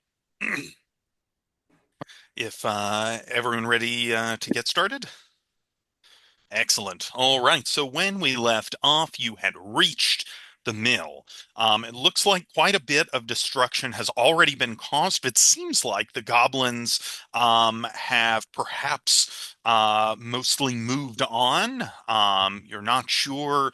Perhaps there are some in the mill. You also heard something out at the stables. So kind of where you head to next is up to you.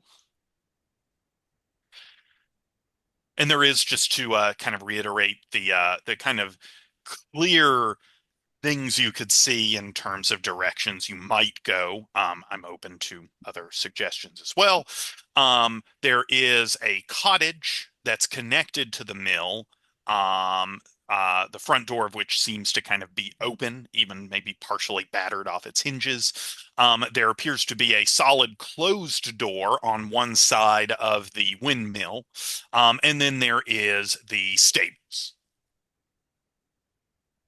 And did you say we could hear some kind of animal whimpering sounds? Yeah, yeah, you think there might be like some things happen, like something might be going on in there. Like you hear some snarling and, you know, screeching.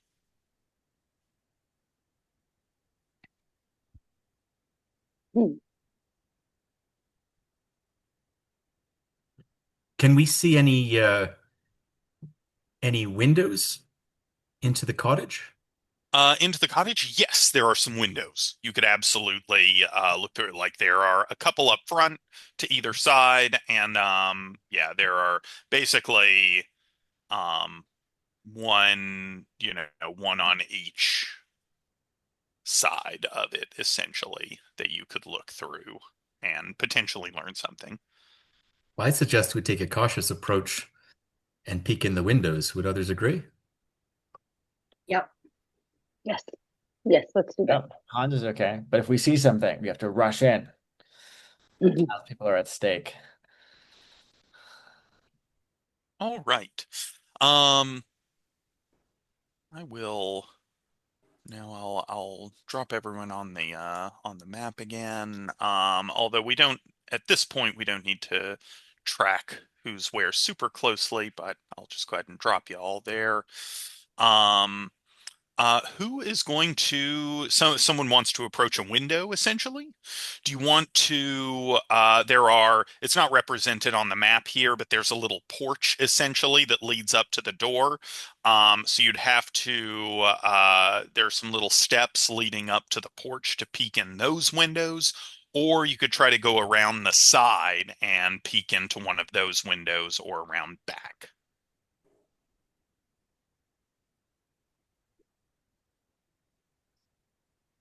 I can try to peek in the window on the porch.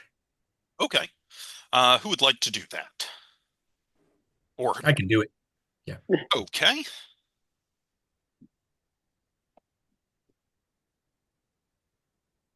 Um, as as you step on the first step of the porch, the step snaps in half, Give me a dexterity saving throw.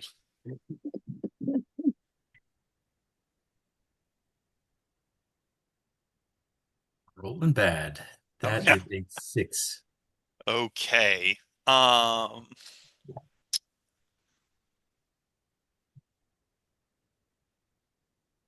okay. Your foot, unfortunately, slams onto some little sharpened stakes that someone left in the ground under that step.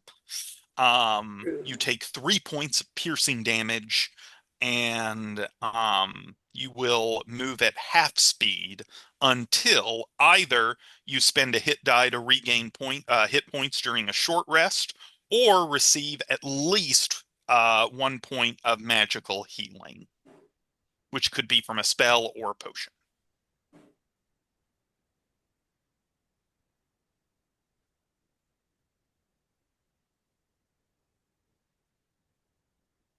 Uh, Do you need one of my potions? I don't know how many of yours you've used. I haven't used any. I'm probably going to use one once I get over the pain.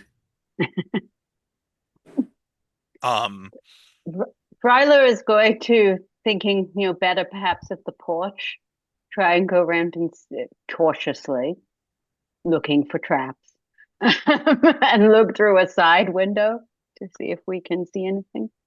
yeah, yeah. And also, uh, as Relas kind of goes around to do that. Brother Thelonious, does he continue to head up to peek in the window? Um, I think I'm going to use my healing potion first. Okay, very good. Um, so I should, sorry, yes. They are when you use them as a bonus action, um, they restore 2d4 plus 2. When you use them, I believe, outside or when you take a full action to use one, I believe they restore their maximum value, so 10 hit points. Oh. Um, 2d4 plus 2 would do my full repair healing anyway, so I'm Oh, gonna okay, very use a good. bonus, I guess. Right. Okay. Um uh Brother Thelonious and Rila, give me both some dexterity stealth checks if you're attempting to move quietly, and some wisdom perception checks for peeking in through the windows.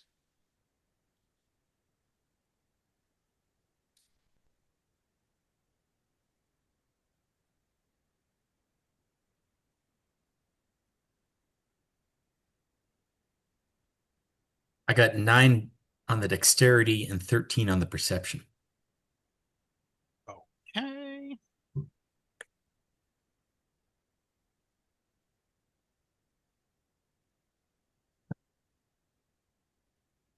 And right, 15 stealth, 18 perception. Okay. Um, it's the porch, is wood. Your boots make a little noise as you move across them, but not a lot. If something's waiting right inside, they might hear you. If something's further away, you think it would be unlikely just from the distance. Really, you move very stealthily. Um, Brother Thelonious, you kind of look into or I guess actually both of you are kind of looking in through these side windows and see. Just reveal areas here.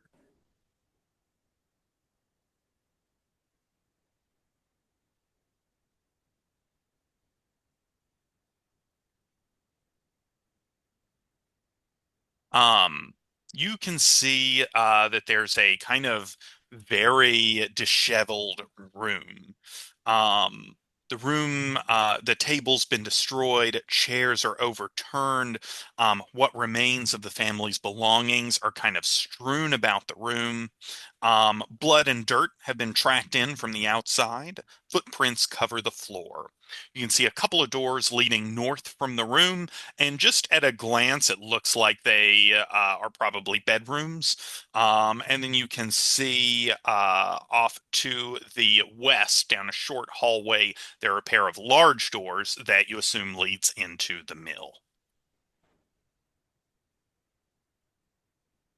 But no, you don't see, while there are tracks and things like that, you don't see any goblins or people there immediately.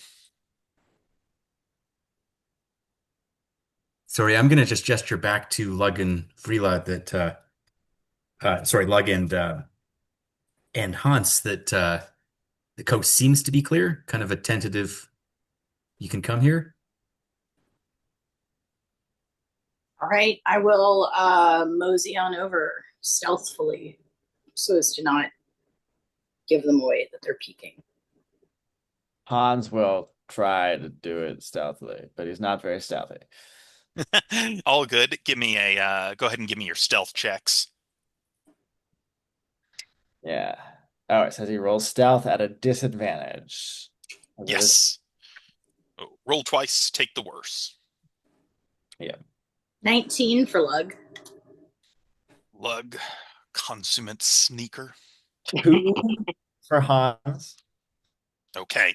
Hans, in your what kind of armor is Hans wearing? Is it like a Chainmail, and he's got a shield.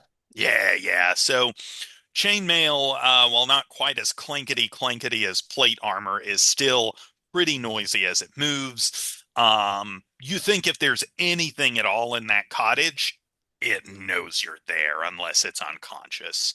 The mill, less clear. It's not, I mean, there's big thick stone walls, but who knows? Um, yeah. If you head inside, you see the scene that I've described to you. The room is kind of ransacked. Belongings are strewn about the room, and there are doors leading into. If you are you taking a quick peek into those, or or is anyone going? Have people gone in? So Yeah. Yeah. Oh. Weapon I'm gonna out, go. ready. Yes, I'm gonna go in with the great sword manifested. Heck yeah. Take myself inside. I'll follow Awesome. her in. Okay. Yeah.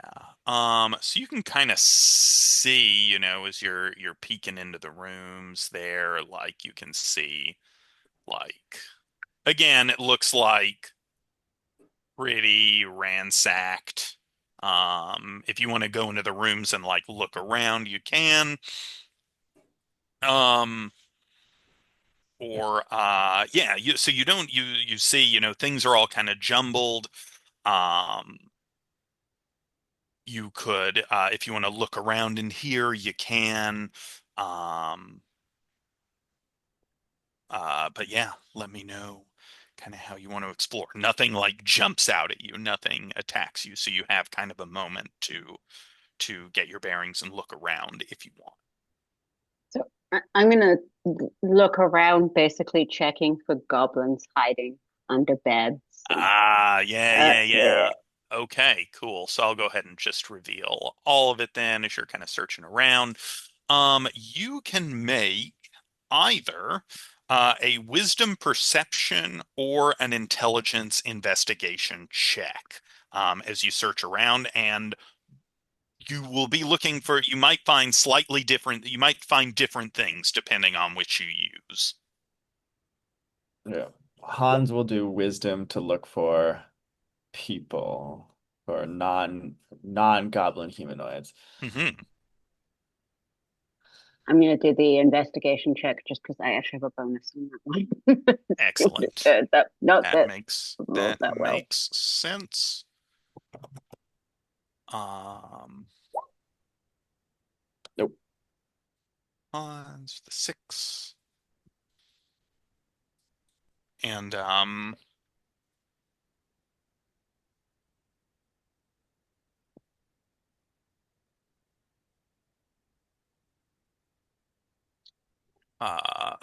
also another thing that may be useful here, if anyone has guidance, can add a D4 to someone's roll. I forgot that I do. Um, Very good. I forgot, I wasn't looking at your sheet, but I couldn't remember if I gave you that or not. I'll add guidance to Hans's checks. Okie doke. All right, that'll be a 7. And what about lug snare or Brother Thelonious if y'all are looking around? Oh, we're like perceiving. Yeah. Yeah, yeah. You can do wisdom perception or intelligence investigation. I'm definitely doing perception and I'm getting a 9. Okay. It's really messy in here and it's distracting. I got a 22. Whoa. Um, Father Thelonious are is you showing. doing wisdom perception or intelligence investigation? Wisdom perception. Okay. Um, you're gonna find a few things. Um, so, um, there is, you find several children's toys among the wreckage, including a little toy shield with the letters ES inscribed on it. There's also a bite mark on it. Something has like chewed on this thing. Um,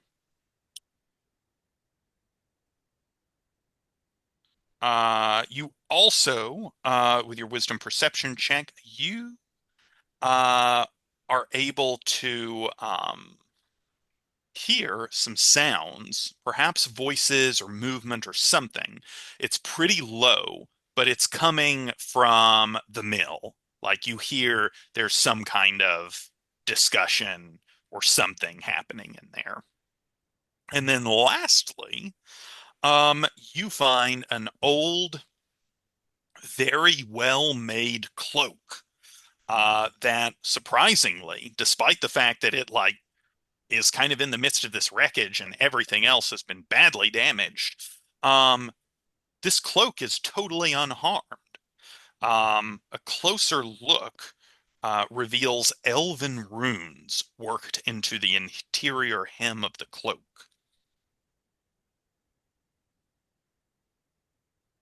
Can anyone read Elvish? Because it's not me.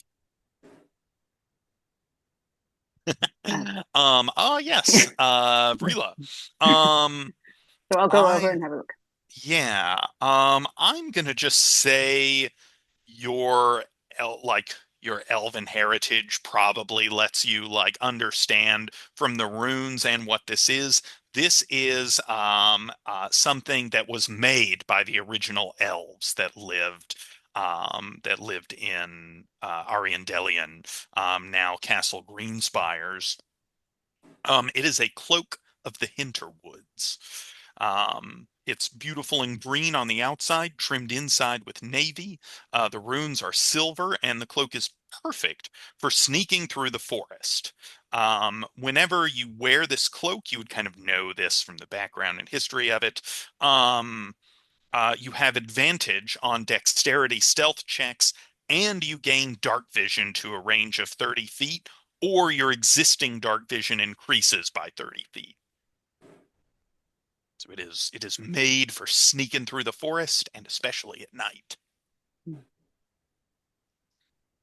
I don't know that I would be best equipped to make use of this fine cloak. Would anyone else like to use it?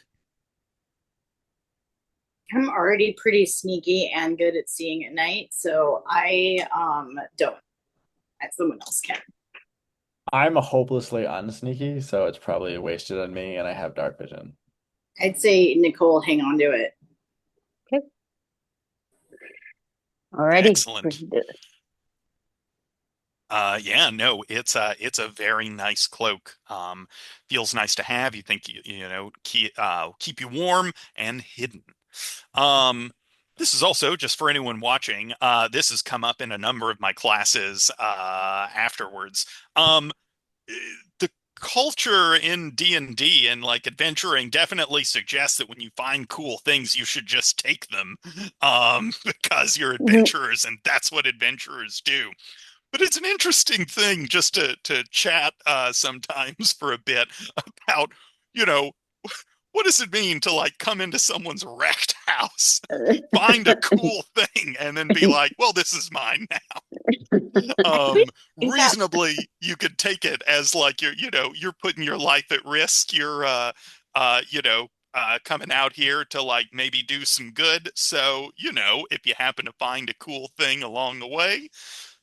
I always think that's really funny in games like God of War, where somebody will tell me that this never happens in God of War, but games like that where somebody's like, "Help!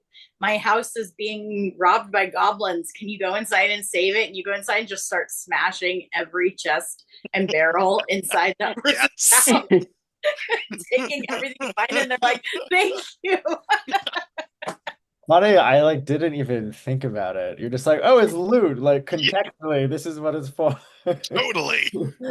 Or you just bust open their medicine cabinet and steal all their health potions that Oh, potions. it probably costs like their whole NPC life savings. You're like, this is my retirement. You can check with the Mills family afterwards if that's their cloak.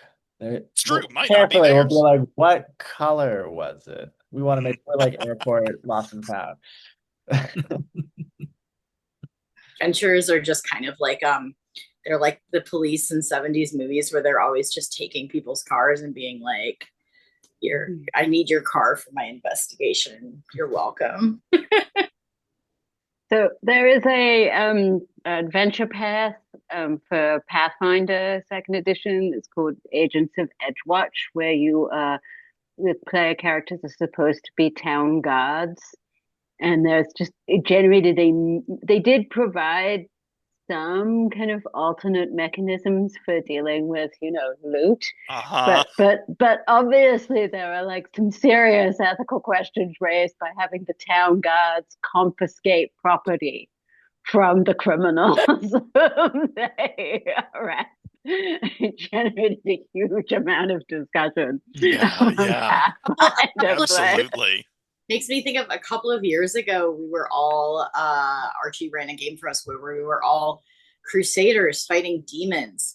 And I played the only lawful good character in that party. And a bunch of the like crusaders from his church turned into zombies and we had to kill them all. And then everyone was like, let's leave the hell out of these zombies. And I was like, guys, like, maybe a little respect for the dead.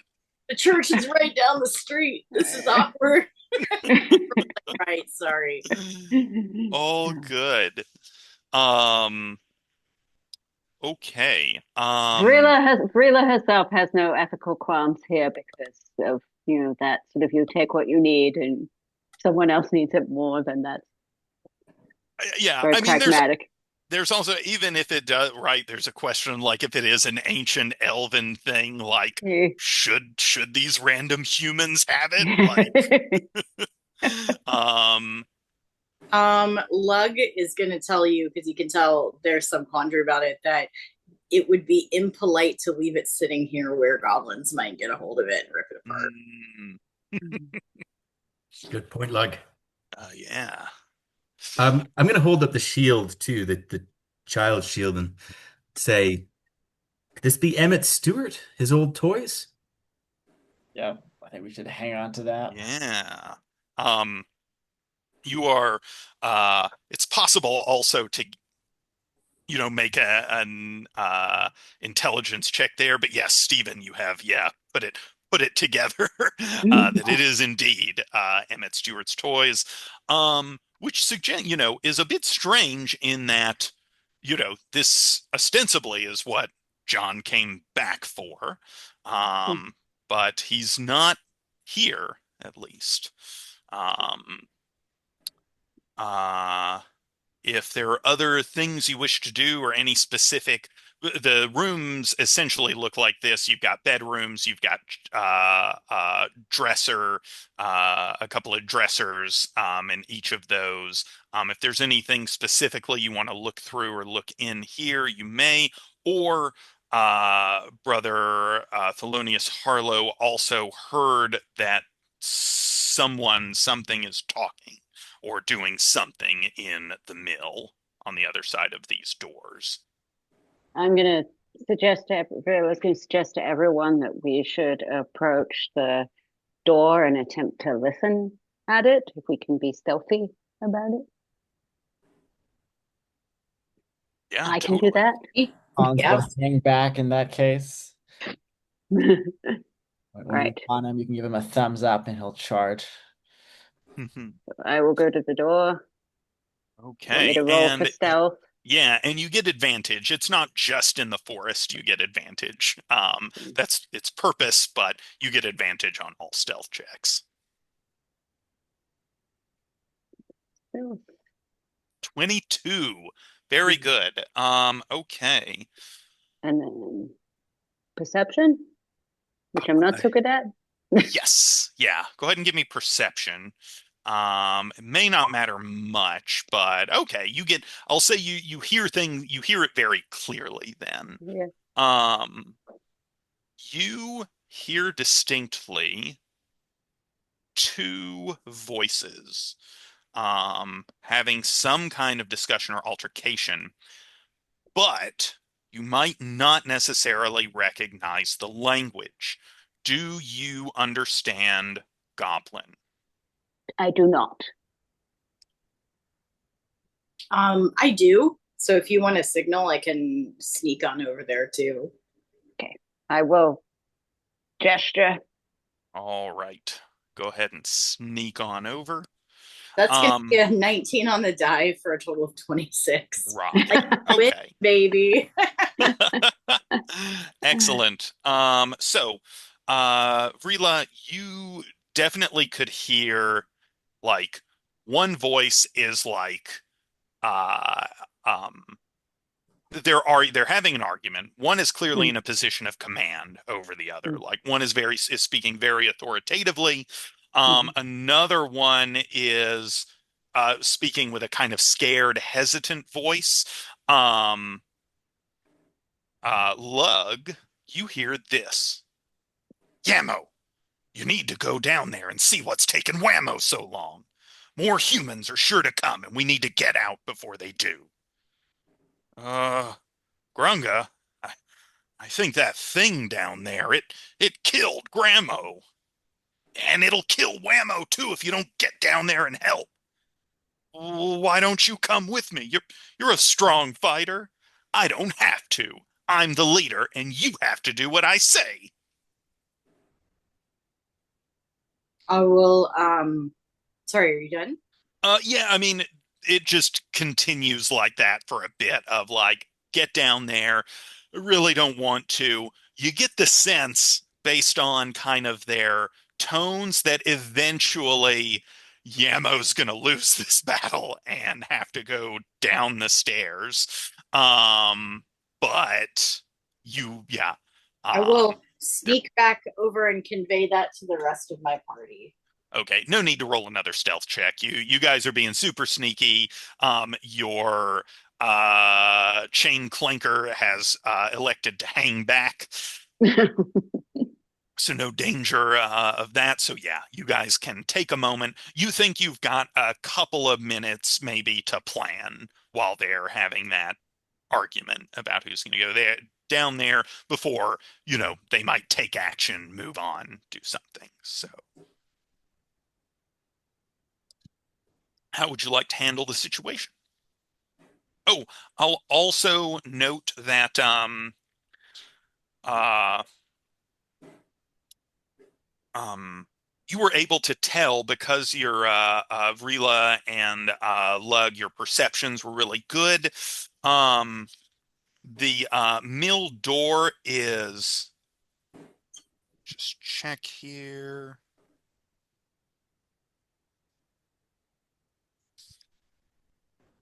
The door is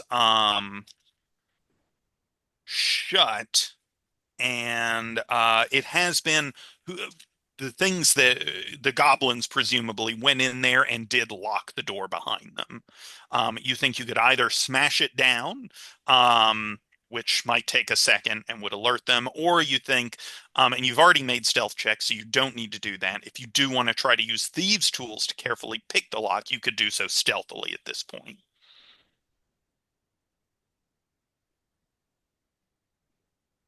Could you tell whether those voices were close to the door or further away? I'll say, because yeah, pretty good perception checks. You think they were pretty close. Not like the mill is pretty big. It's, I think, like 50-ish feet or so across. You think those voices were probably on the closer half somewhere, like maybe within 20 feet of the door. Cool. Hans thinks that Grunga Runga, yeah. has established himself as a bad guy, and we should take care. Yeah, that sounds right to Lug. Your Lug luck is will pulpit. Lug will offer to uh sneak up and pick that lock and maybe try to get a surprise attack on them. Yeah, and So I suggest that we sort of, stand, and then when you give the signal, the paladin can charge in.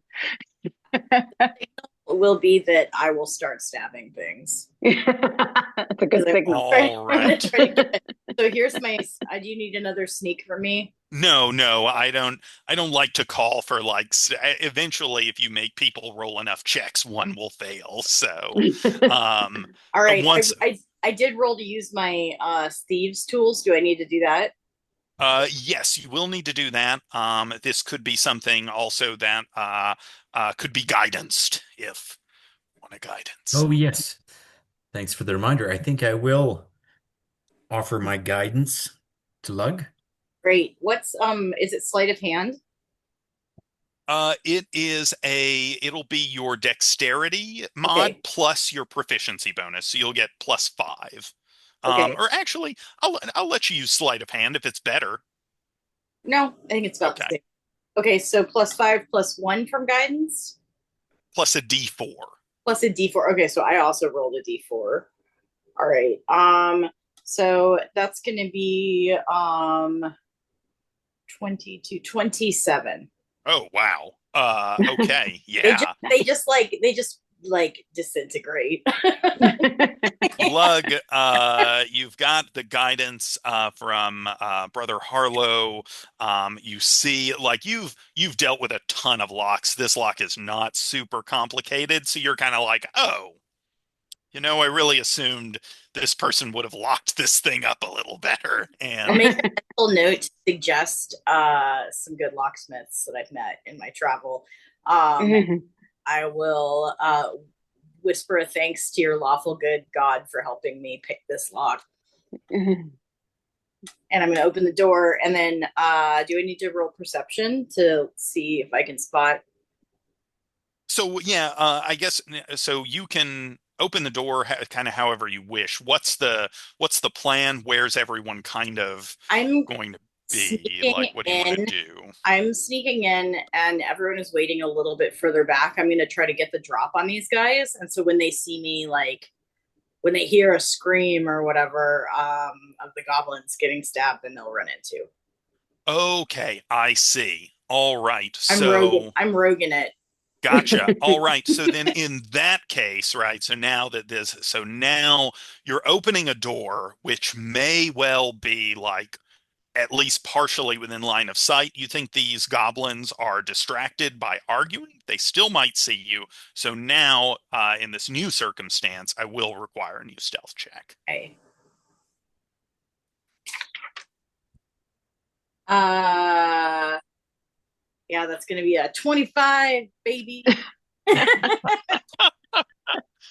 Amazing. Okay, so essentially, here I'll go ahead and reveal the area, and everyone else position yourselves wherever you like. I'm gonna go ahead and move.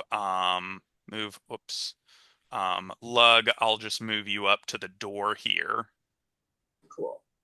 Um, but yeah, wherever you would like to be, because essentially in the 2024 rule set for Dungeons and Dragons, there aren't surprise rounds anymore, but you get advantage on your initiative check. So you'll get advantage on your initiative check, and everyone should roll initiative.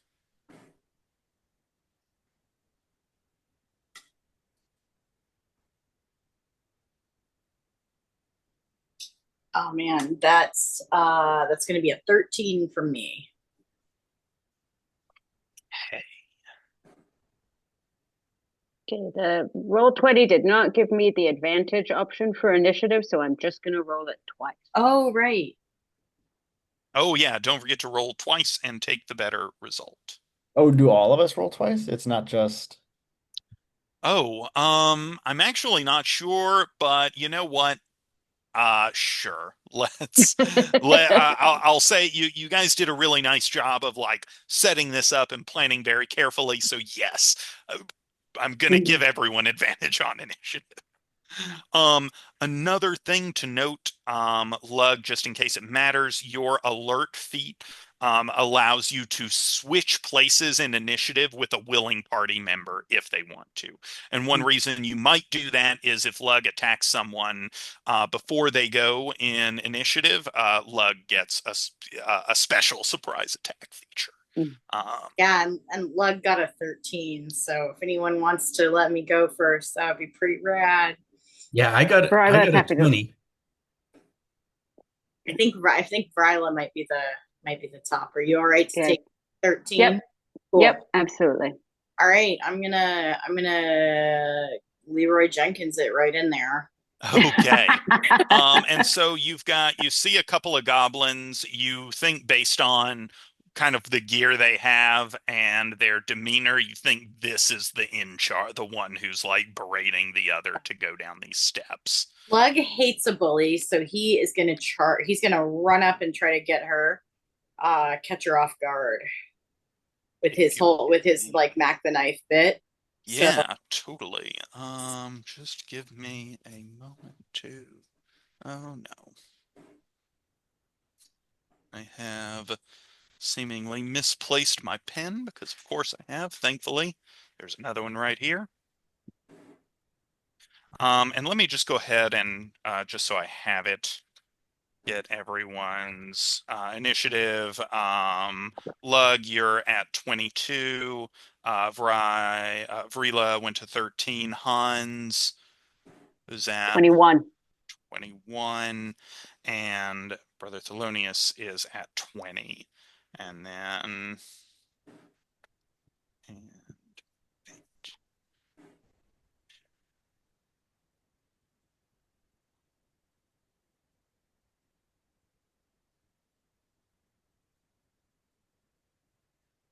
cool. Okay, yes, indeed. Grunga looks pretty like on alert. She rolled well, but not 22. So, um, yeah. that'll be a 15 and a 17 to hit with each of my attacks. Oh my God. Yeah, both of those are gonna hit. And I'm gonna stop. I'm gonna be such a munchkin. I'm gonna stop 5 feet back because I do have those long bugbear arms. So Sure. I'm gonna make her little short self have to come to me if she wants to hit back. Okay. All right. So you will get to add, you'll do your normal damage plus 2d6 from the bugbear sneak attack feature. Or So just the first hit though, right? Gets 2d6. that's right. Yeah. All right. So the first one is going to be 9, 12 plus 3. So 15 points of damage. Ooh. Um, this is the chiefess of the Sumpalo clan. So she's not dead. That's not enough to take her down. But my second attack also presumably hits, and that's 6 points of damage. Sorry. Oh man. Yeah. Nope, that's gonna get her. Great. I can't do this, but Lug's gonna do one of those like cool whistles and be like, come on in, guys. Wait, let me make sure she so I know she's got like some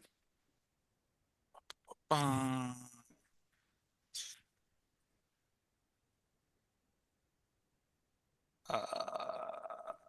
yep, nope. That's a bonus action, not a reaction. So, yeah.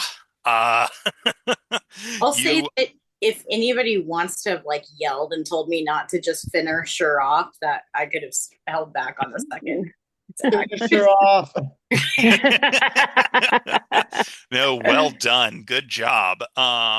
You charge in, taking full advantage of the fact that, they're kind of having this like argument, and you come slamming the doors open, short swords drawn, charging using your long arms, plunging them both into Just the top of either Grunga's side of her, chest. Oh, like okay, there you go. like Sure. Yeah. corn on the cob. Boom. Yikes.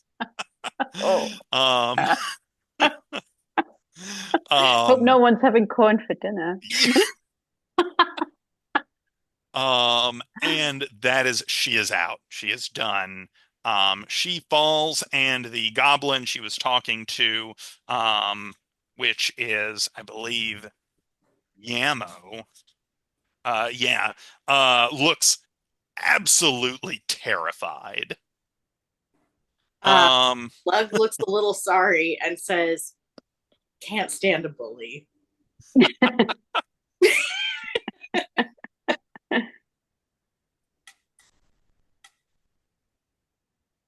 Um, okay, yeah. So next up, we've got Hans.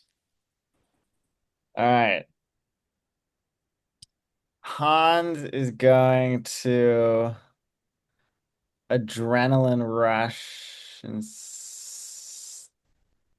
to here. So that's like a movement skill, but he also gets 2 temporary bonus hit points. Oh yeah. The bonus action.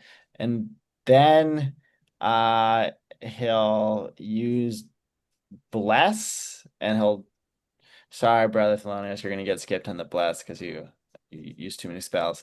But that lug snare and Vrila, you and Hans, you get plus 1d4 when you attack or save for the next minute. Wow, they really made that spell a lot more powerful. It's very good.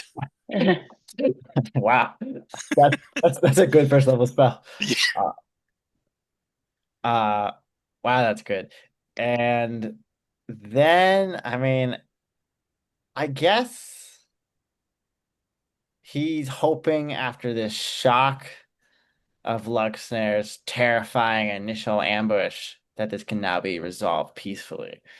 He's kind of hoping that like maybe the real problem was Grunda. She was like a bad actor, like and you know the rest of them will be better off without that. So he's gonna make some kind of yeah, he's gonna make a persuasion check. He'll be like, "Your leader has fallen. You all have a choice. You can choose life and a better path." Um, Are people okay with this? I don't want to. yep, do it. Okay. So but he doesn't do it very well. It's an 8. He's young. His voice cracks as he's delivering.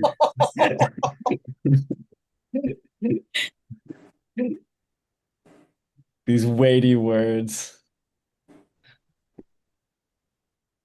Um, yeah. Okay. Well, I mean, he looks terrified. Yamo looks terrified for sure.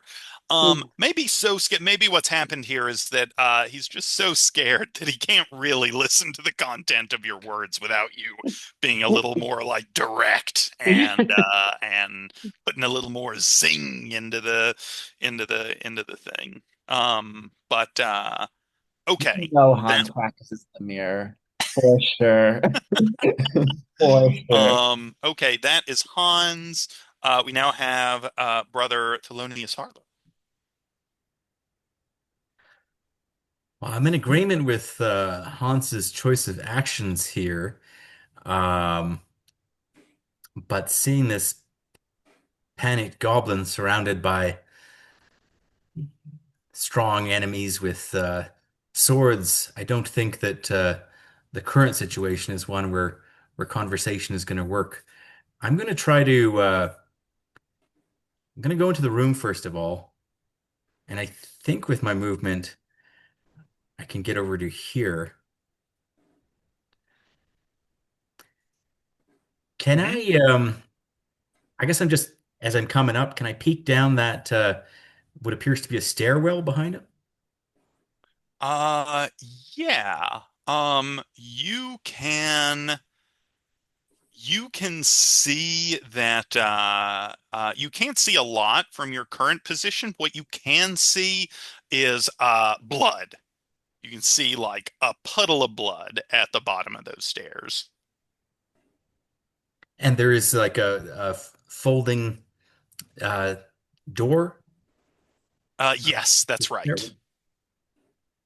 I'm going to try to gently close that door for the time being so that he can't flee down there, and hopefully we have a little bit of privacy. Yeah. Sure. You can, yeah, I'll say you use a free interact action to close that you sort of gently close the trap door or throw it. I don't, however you prefer to. But it is shut. You could still take an action to cast a spell or make a skill check or something if you want to try and intimidate the goblin or anything like that. Okay, so the door is shut now. Yeah. Um, I'm gonna just actually I'm gonna stand atop the door if I can, Okay. and I'm gonna Yeah. say to the goblin, "You're surrounded. No one else is coming. You better tell us what you know."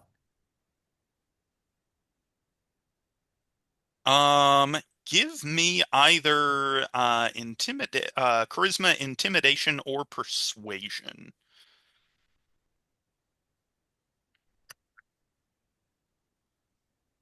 That is a 4. 4. Okay. Still looks afraid and like you think he's definitely afraid of you. It's just not clear that he's going to do what you want him to do. Um, uh, Okay, and I think everyone gets to go before this guy. Yeah, he's at the very bottom of the initiative. So Rila, sorry. Um, All right. So I'm gonna come inside. No weapons, apparently. I mean, we oh, know she can have one in a second, but nothing drawn. uh-huh. Nothing drawn. And attempt persuasion Oh, um, okay. to, follow up on that. Tell us what you know, what happened Gotcha. here, Okay. right? What happened here? We heard you having a quarrel about going down the stairs. What's down the stairs? What, right? Trying to invite them to share. And the dice gods were on my side. Oh, okay. Wow. That's actually, man, you could have, with that, you could have, had you tried this with Grunga, you could have succeeded. Um, with this guy, yeah, no problem. He's looking for a way out, and he's hoping that maybe you will let him live if he tells you what's going on. So he's gonna kind of see he's surrounded. He could try to make a run for it, but if you chased him, it probably wouldn't go well. So he's gonna make the call at this point to kind of, he's going to put up defensive hands. He's going to put up the like, okay, you got me. Um, and um, he is going to tell you, um, yeah, he'll say, look, and looking at Grunga, Grunga, heard a couple of the weaklings of the clan, Meek and Weak, discussing some harebrained scheme. They had gotten paid by witch lady of some kind to like raid the mill, like cause some trouble. They were going to do that, and I guess, I don't know, go do something. I don't particularly care. They probably would have died doing it anyways. Who knows where they are now? But Grunga heard that and was like, hey, I'm going to get this witch lady's money, and it's time for a raid. So she got us all up together to come raid the mill. And things had been going pretty good here. Most of the goblins, weren't a, wasn't a lot of resistance. Most of the rest of the clan has moved on to maybe take a try at the town. Um, Brunga wanted to do a more thorough sweep just to make sure we didn't miss anything. And well, there were a couple of us. Uh, Whammo and Grammo, and well, Whammo opened up this trap door here, and we just heard some kind of horrifying like scream, and then something grabbed him and drug him down there, and then we heard a lot of bad sounds, and then Grunga kicked Grammo down the stairs, and then we heard more of those sounds. And now she's trying to get me to go down there. And I was not so keen on the idea. So that's kind of where you found us. Are you Uh, saying that there's a horde of goblins going to the town right now? well, you know, there's a few. Um, I mean, you know, there's probably around 30 of us. Um, I'm going to turn to the others and say, this seems to me like more of a worry than the mill itself or poor John. You do know, just to one, Meek and Weak went to warn the town, however that got received. But you also know that Hilda was mobilizing the town militia to protect against the event that goblins come to raid the town while other people went out to the mill. So because you guys went to the mill, the town isn't missing any of its militia out here on a rescue mission. Do we know, like, is the town's militia two farmers with pitchforks, or is it? That is an excellent question. You think that the combined might of the Sumpalo clan could probably cause some trouble, but not be disastrous. The town is well fortified enough to resist a goblin raid. Might be a couple casualties, but possibly not, depending on how poorly or well organized the goblins are. You suspect with their leader here, they're going to err on the side of not especially well organized.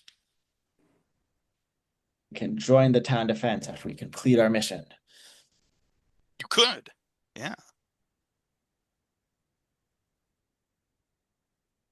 Cool. What was Maybe that? Lug and I should one or both of us attempt to sneak down the stairs to see if we can reconnoiter without being grabbed and eaten. Hans wants to ask Jamma if they've seen any wolves around. Seen any wolves around? Wolves? No wolves? Could this No, I mean, be a bear? there are wolves out in the woods, but none, mostly if you got a sharp stick or a sword or something, they're going to keep well clear of you after you whack one of them. Hans's personal theory is that Emmett survived and became a werewolf. That's what he's sticking to until he learns otherwise. Yeah, Lug likes the idea of sneaking down to see what's going on. Do you want to go, Frila, or do you want me to go, or should we both go? What's your preference? Archie, can I use this cloak to boost my stealth in this context? Absolutely.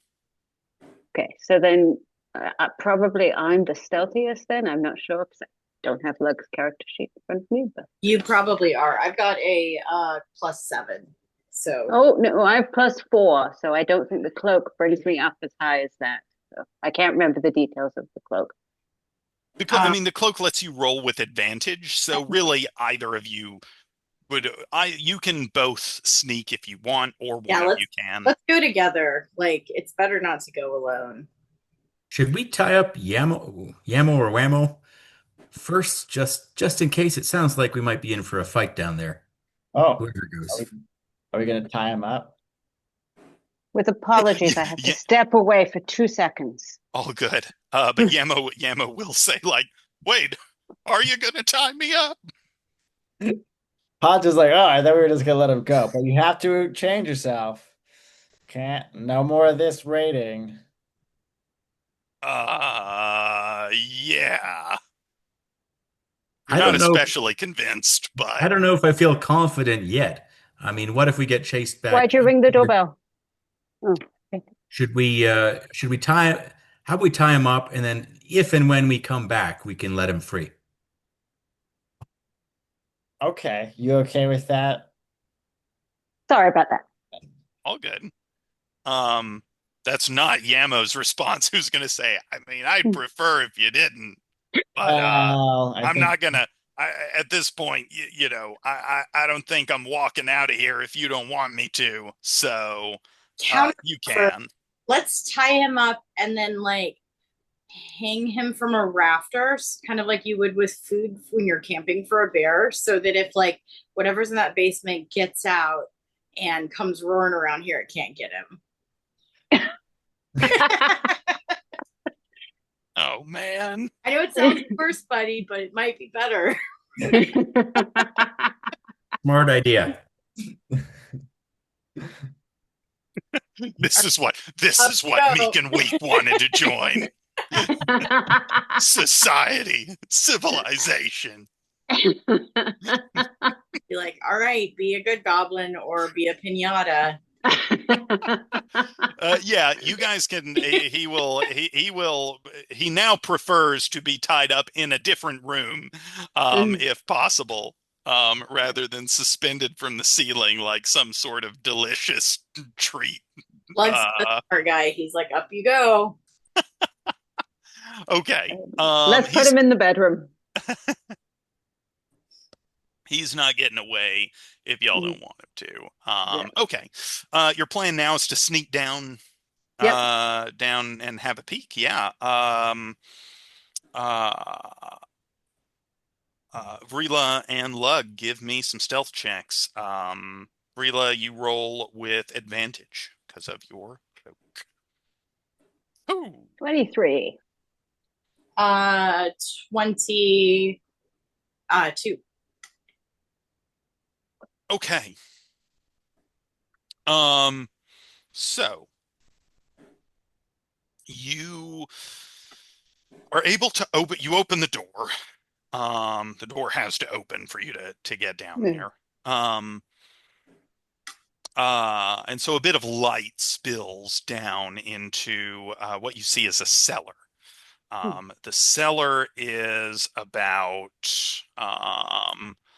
it's a big cellar. It's meant to store some grain and other supplies.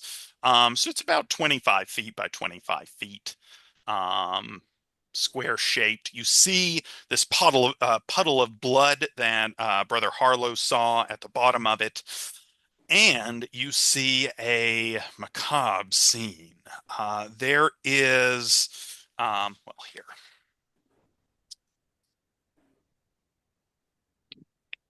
As your eyes adjust to the darkness below, um, you come upon a grisly scene. Bones and scraps of flesh and fur litter the floor, and a putrid stench fills your nostrils.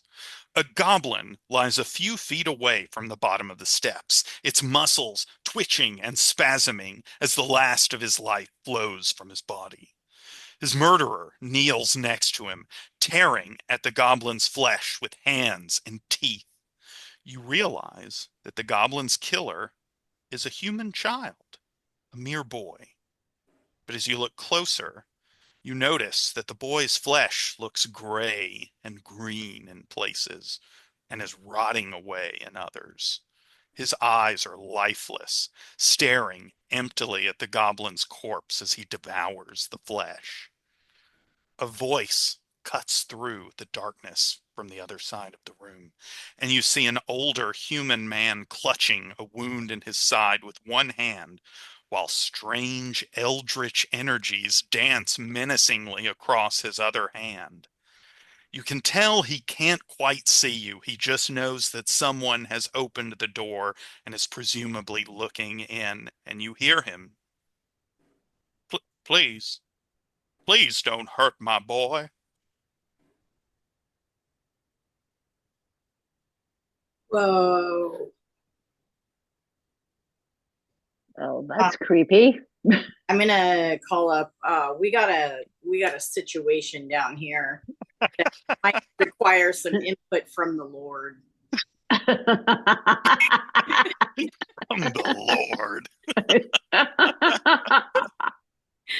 Well, I'm intrigued by that. I'm going down the Team stairs. religion down. Yeah. If a situation ever called for a priest and a paladin, it was this one. Yeah, Hans is gonna come tearing down their stairs, and he's like, "I'll bring the voice of the Lord." He's like, "Oh my God, what?" So I am here. I'll reveal the map.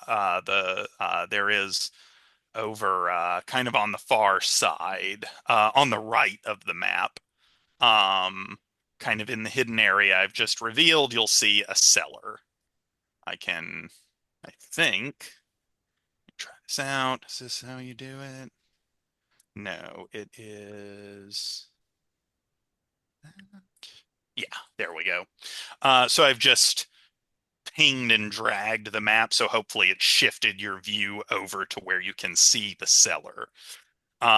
So those steps there are where it leads down. You can see the zombified child there, got a goblin corpse, and you've got presumably I'll say you've recognized, you've seen him in the tavern before. You've seen John Stewart. He comes in from time to time. So you can see John Stewart's back there. And you can tell that for the moment, the uh, undead child appears to be quite preoccupied with his goblin meal.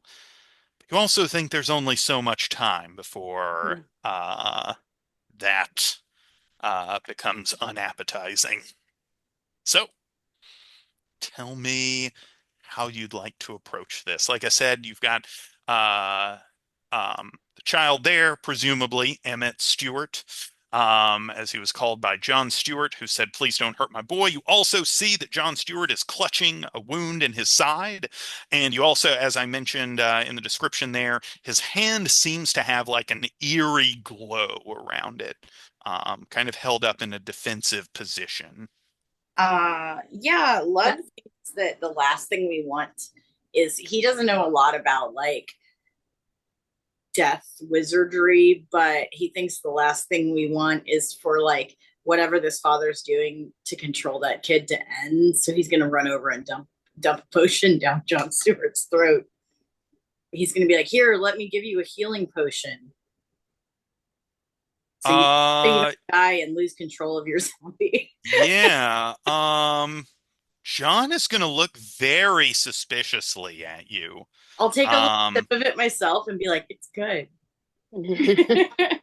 he's going to slowly reach a hand out, gingerly grab it, and he will he'll take the drink. Um, and you notice that his side was kind of bleeding. That seems to staunch. And he'll kind of wipe his mouth and say, "Oh, thank you. Um, So, you so don't happen to I'm have anything to eat, do you?" Yeah, probably. I'm gonna say I've got like some nice pears and cheese in my bag. I'm gonna hand to him. Oh, thank you, thank you. I don't know what to do. He's going to take it. And he's going to take a couple bites of the pear and then look at it funny and throw it to the side. Doesn't taste right. That's not good. so I'm going to while we wait for the priest and the paladin, who presumably know what to do to make surely they know what to do with zombies, Hey right? guys, I Uh, necromancer. I'm gonna like try use a persuasion to try and maybe get John Stewart to sort of, what does he think is gonna what happened here? Do you really think this is your son? Any kind of questions that might like get him to be forthcoming. Obviously, you've told us we don't have a lot of time, but like, Yeah. No, but we have a, that's just to say that like that looming possibility is mm, there, but you do have time to like talk to him and talk it, yeah, potentially try, as you're saying, you're trying to talk him down a little. He's yeah, clearly very apprehensive. He has clearly kind of lost control of this situation himself, yeah. and doesn't quite know what to do. When you say that, well, that's not your son. He's like, well, of course it's my son. I mean, he's there. He is there. That's my boy. I mean, I got him back. Mm. Can I do, and I'm not sure which it would be, an Arcana check or a history check maybe to, to like draw from my knowledge to assess whether John's evident wounds are indicative that he is going to become a zombie himself. Absolutely. Give me an we'll say an Arcana check would be, I think, most appropriate here. 15. Okay. So you know that to the best of your knowledge, most undead, or sorry, most like zombies, say, don't create other zombies. But you know that there are some kinds of undead that do create, that are iterative. You think, looking at this particular case, something about Emmett doesn't look like doesn't strike you as a normal run-of-the-mill zombie. You think that the speed at which he is consuming the body, or eating flesh off this body, is a lot higher. You know that most zombies aren't especially concerned with eating other people. Most zombies are just kind of mindlessly, like, they'll try to attack living creatures if they happen to see them. They don't normally go after them and eat them. You think that this might be a kind of cursed undead that does indeed transmit the curse. You don't know exactly how it works, but you think it probably that you suspect that the bite is the vector. Do I know if, for example, um, amputating the limb on which the bite exists might help? Ooh. Um,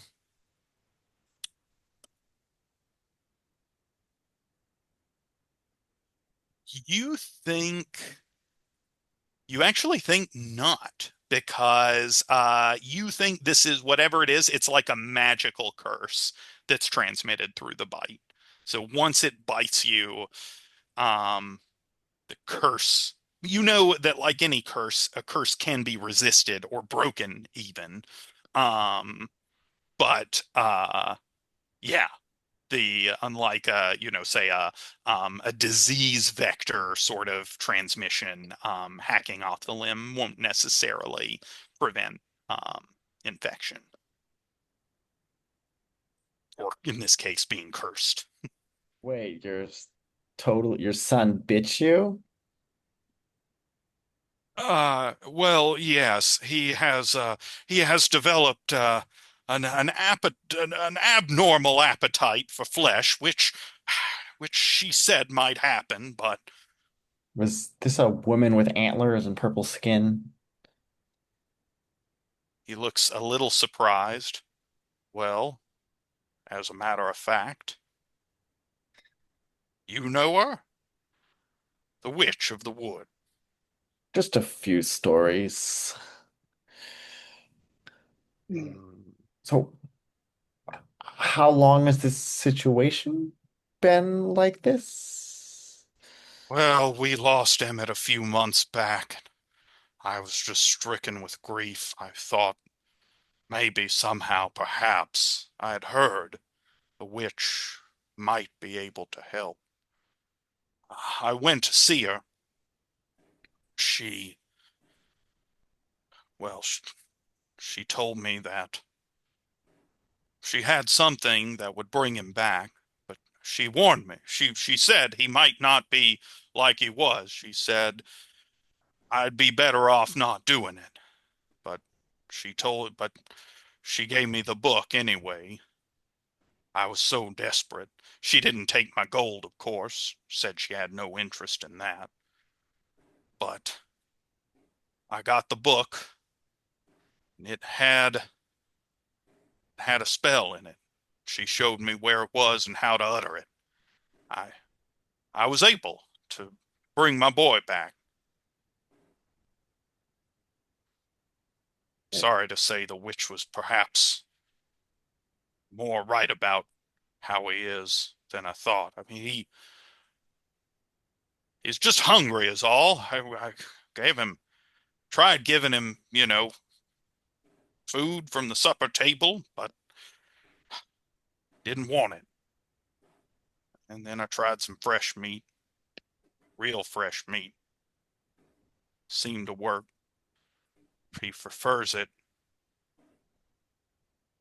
live. Do you still have this book? Ah, yes, it is. It's in my dresser. I'm going to go upstairs and try to find the book. Yeah, sure. Give me an intelligence investigation check with advantage.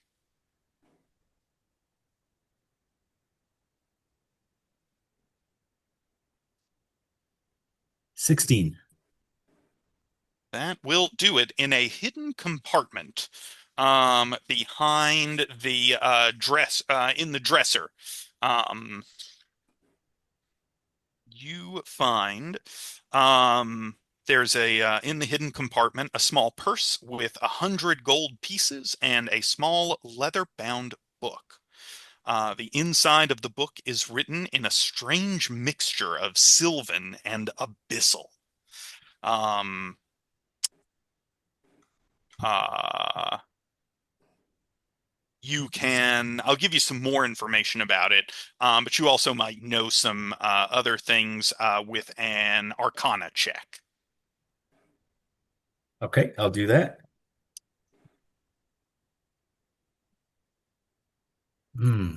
11. 11. You want to throw guidance on yourself? Yes, I am. Thank you. So 1d4, Yeah.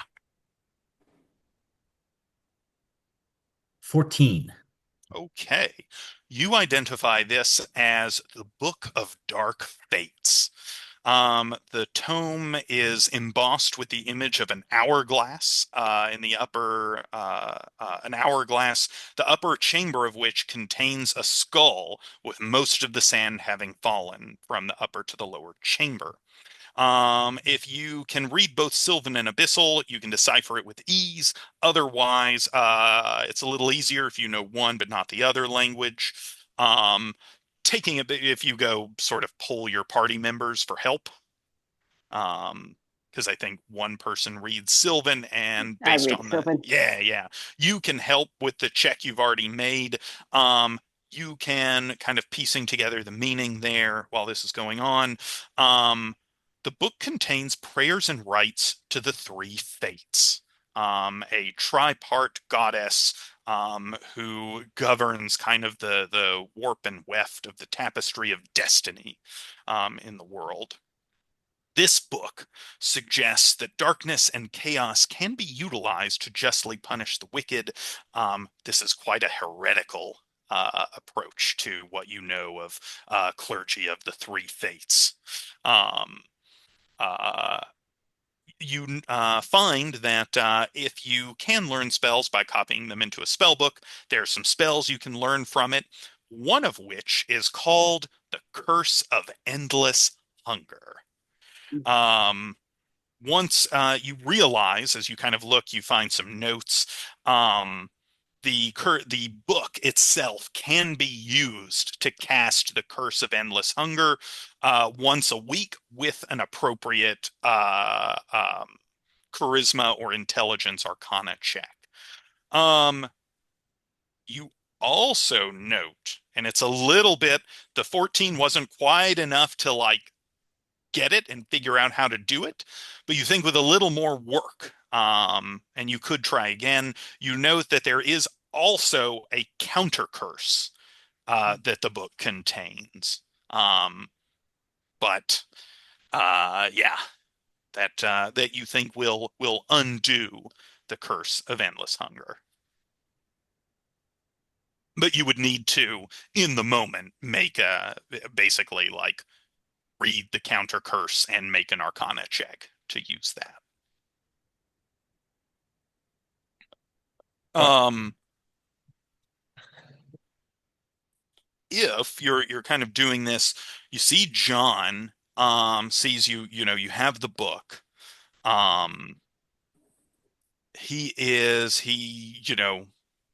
like, don't be careful with the book. It could there's a there's a counter curse in there, a way to undo this this this resurrection. I've So, thought so, about doing it, but I won't. so, so I'm gonna ask him if his wife knows what he's done. He looks a little like guilty. It says she does not. Do you think she'd be pleased to see her son in this state?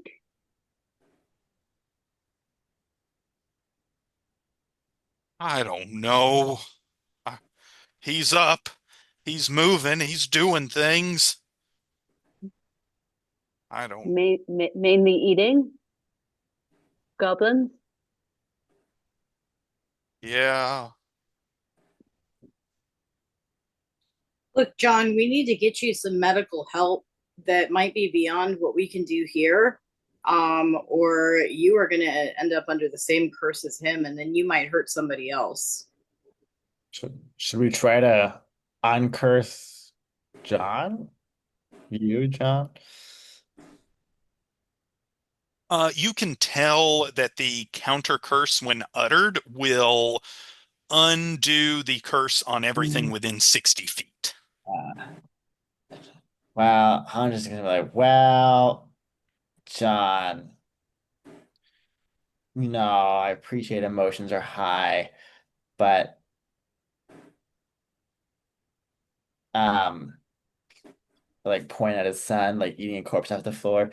This is a problem that we're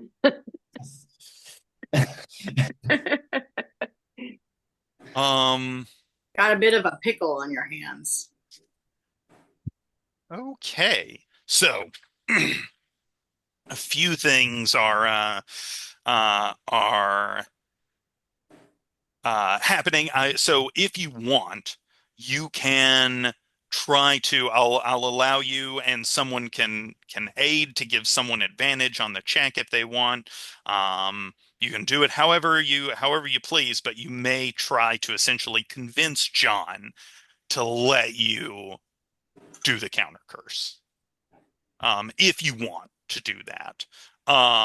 If you don't convince him, you suspect, based on your kind of reading his body language, what he said, you think he won't. You think if you try to do the counter curse, he's going to try to stop you.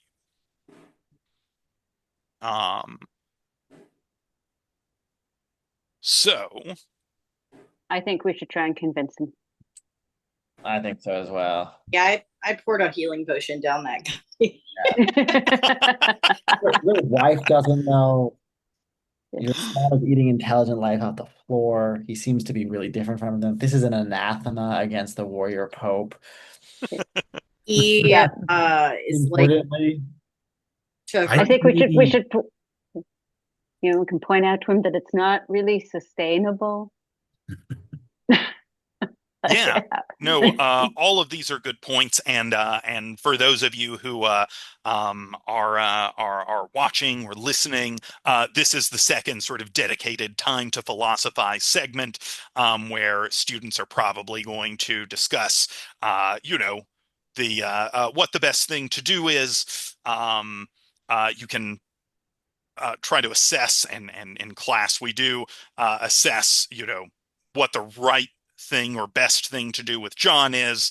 Ought he be like, has he done something like unforgivable and should be subject to like retributive justice in some sense that like punishes him in some way? Has he used his son as a mere means?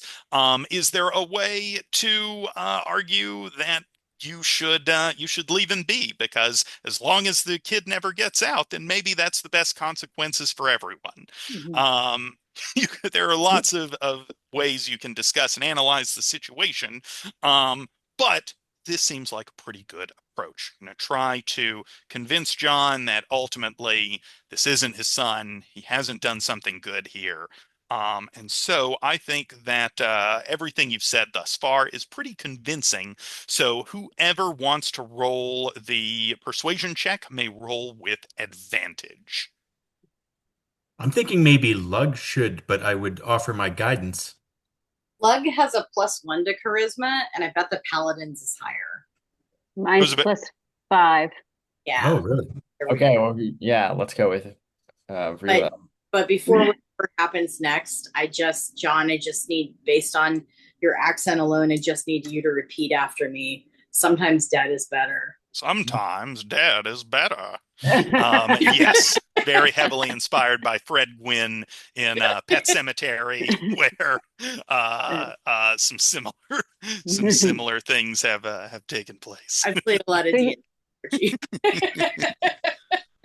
So you said roll with advantage, right, Archie? Yes, roll with advantage, and you're getting guidance. So that's an additional D4 on top of that. Let me just find a D4 because I don't know how to do that sort of thing.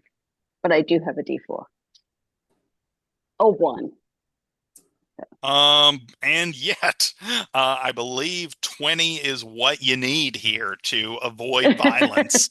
I mean, it's pretty hard to convince John to give up on his son, even though he knows somewhere in his heart that it's not really him anymore. It's just a damn hard thing for him to do, and he's already Well, given up so much. I eked out that 20. Yeah. Okay. Uh, yeah. Sometimes dead is So, better. yes. Unfortunately, John's not the only person you have to convince. Everyone roll initiative as Emmett finishes his meal and is about to start trying to snack on one of you as you try desperately to cast the counter curse. But you at least do not have to deal with an amateur warlock on top of this. Amateur warlocks are really hard to ensure. Lug's got a 20 to initiative. I got 3. Apparently, I was too distracted talking to John, just thus the 20, 6. 3, Hans. Oh, 14, sorry, I see that now. And 6, and Nicole, I think you are the only parent playing, right? Is that true? Yeah. Yeah. So you get a particular standpoint from which to. I always think in zombie stuff when people are like, "Oh my gosh, just shoot them, they're gone." Like you're like, "Yeah," but imagine it's like you're a kid, right? So I think you're probably. I'm trying to. or any family member also, right? Like I'm trying to yeah. philosophy in for the viewer. Yes, thank you. No, standpoint, the kind of thinking about the standpoint of that and how it's easy to disregard from an outside perspective is a good thing to raise. I know that when I have talked to parents in philosophy courses, they tend to be pretty adamant that they're like, if you're not a parent, you have just not felt that. So, I mean, I do think parents, mostly feel that their kind of duties to their children, outweigh a lot of duties we would normally think to ourselves, to put it in a duty-based framework, right? So Yeah. I would sacrifice many things for my child, right? Perhaps beyond what you might think is a reasonable sacrifice, that I wouldn't, sacrifice for Archie, no offense. Yeah, none Even taken. though we'll give up on the lifeboat for Heloise, but not for, I'm sorry, for your child, in case we want her name edited out, but not for Archie. That's fair. Yeah. All right. Lug, you're up first. Yeah. So I am gonna say, John, I'm sorry, you should probably turn away. And I'm gonna charge in and chop up that zombie. Oh dang. Okay. All right. All right. Let's see. The first attack is gonna be, I'm really ready to chop up that zombie child. It's really sentimental, John. Here we go. 20 the first attack. 20 will hit. And he hasn't attacked me yet. That's right. So you get your sneak. Okay, so my second one will be bad. My second's 7, so presumably not that one.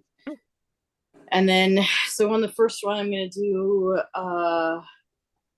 2d6 for the 2d6 for the surprise attack, plus 1d6 for the regular damage. Plus 3, yeah. Plus 3, so 5 plus 6 is 11. 13 points of damage. 13, all right. And I'm definitely going to use my long arms because I don't want to be close to that bitey child. Nobody wants to hear the so that was 13 child. Damage. Okay, so it is that, and we get +2. He gets undead fortitude, so even though this damage would otherwise destroy him, he gets a chance to just not be destroyed by it. I gotta leave some uncomfortable fighting for the rest And of the he party. got a nat 20. So he is going to, despite the fact you like spear this child, zombie, and you think it should drop him, but it doesn't. He continues to snarl, and it looks like he's going to try to bite you in a moment. Got my long arms on. After that, it is Hans. All right. Hans is gonna go down the stairs. Let me put my token in there. I'm gonna use my bonus action to cast Divine Favor, which let me see what this does. Weapons deal an extra 1d4 points of radiant damage on hit. So, yeah. I'm going to say, I will release you from your curse of endless hunger. And then I will attack it with a sword. All right. Gotta love paladins. 16. That'll hit. Okay. Damage. 11. Pretty good And damage. some of it is radiant. Plus 1d4. So 11 plus 2 radiant. That is actually the so radiant undead fortitude doesn't work against radiant damage. So that will stop Emmett and cause him to slump to the ground. Like, booyah! How do you like the light of the warrior pope? I mean, I am happy to deliver rest onto He's still working on it, but he's getting better. Yeah. After that, yeah. The goblin that Emmett had been snacking on is going to like grab with its arm and try to has also now been affected by the curse and reanimated by it, and is going to bite the closest person, which I think is Hans. Ah, Corrupting bite. Oh, that's a 7 though, so you are safe. Wow, As it you see it like jump up and try to bite your ankle, and then thankfully, not get through your thick armor and boots.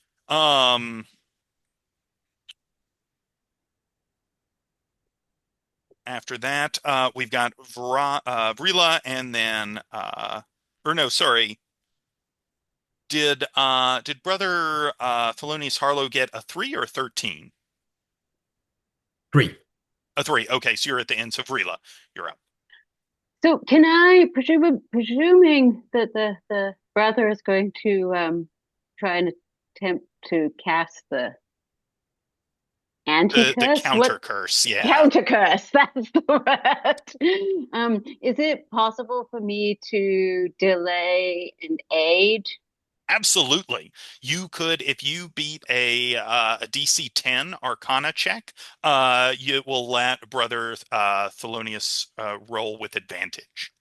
Oh wait, actually no, I'm sorry, you don't have to roll. Sorry, Okay. help is automatic. You Okay. you essentially use your knowledge of Arcana to help brother Thelonious, and then he gets to roll with advantage. Okay. Yeah. And I have the Sylvan language, which you said was one of the relevant Oh, languages. yes, that also helps. Yeah.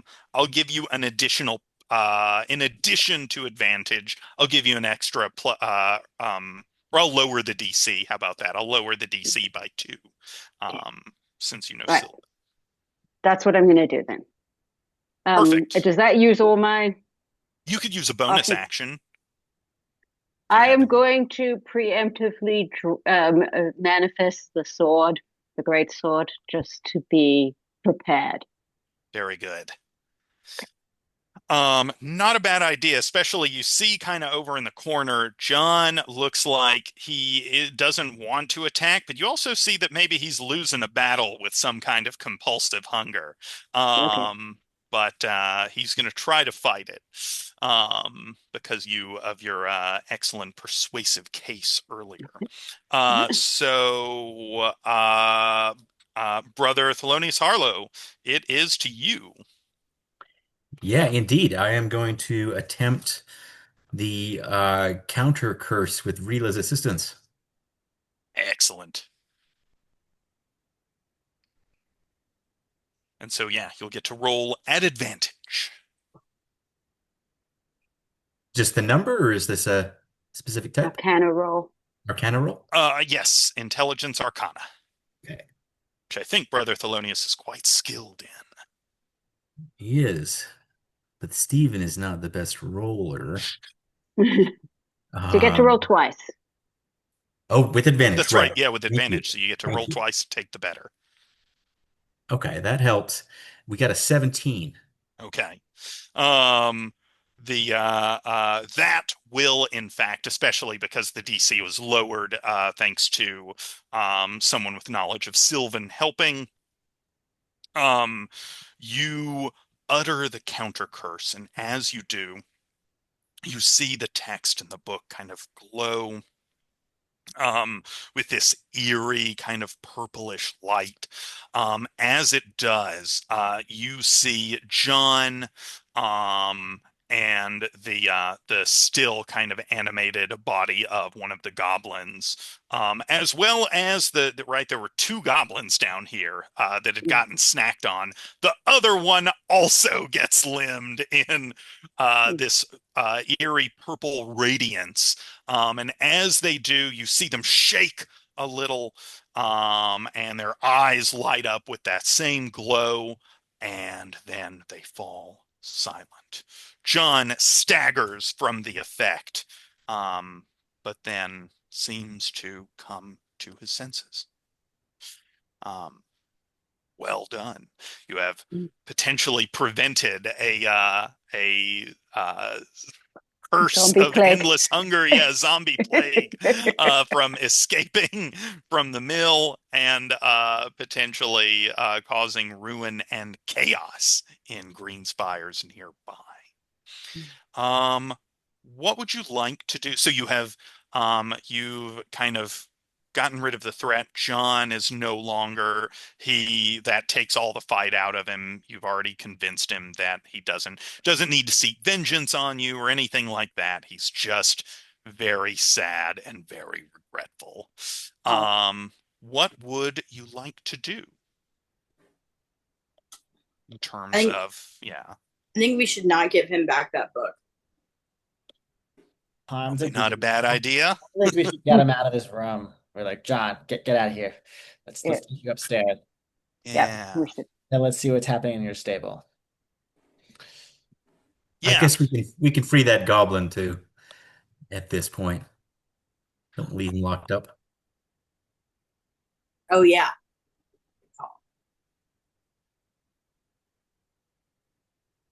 Yeah. So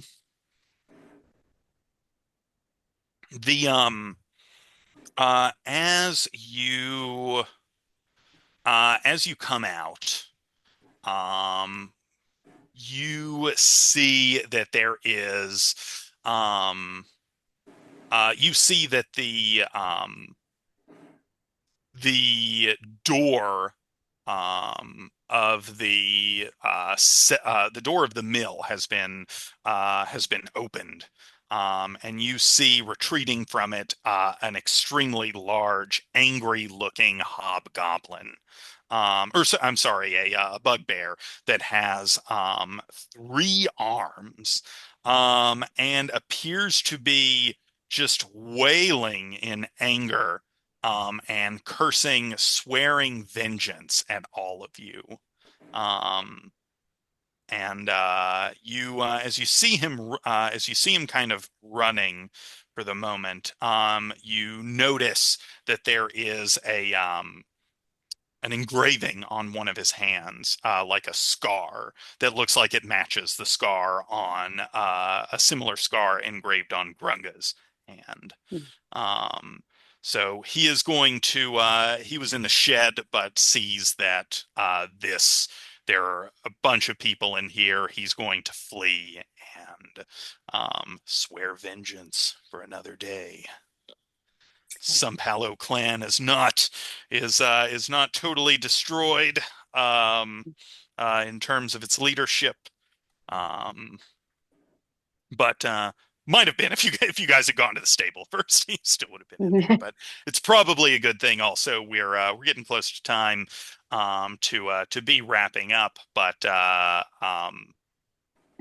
and you have saved the mill at any rate from Yay. yeah. I mean, I think, we would probably, in addition to keeping the book, we would probably take the John Stuart back to the town, maybe make him confess to his wife what he did. A little penance there He might will, be appropriate. yeah. I don't know whether the God in question is of the cleric and paladin is one who cares about confession, but maybe confession is good for the soul. Or necromancy. A lot of gods are not big on that, right? Yeah, John, when you arrive back at Greenspires, you hear that the town has largely repelled the goblins. They've gone to regroup in the mountains.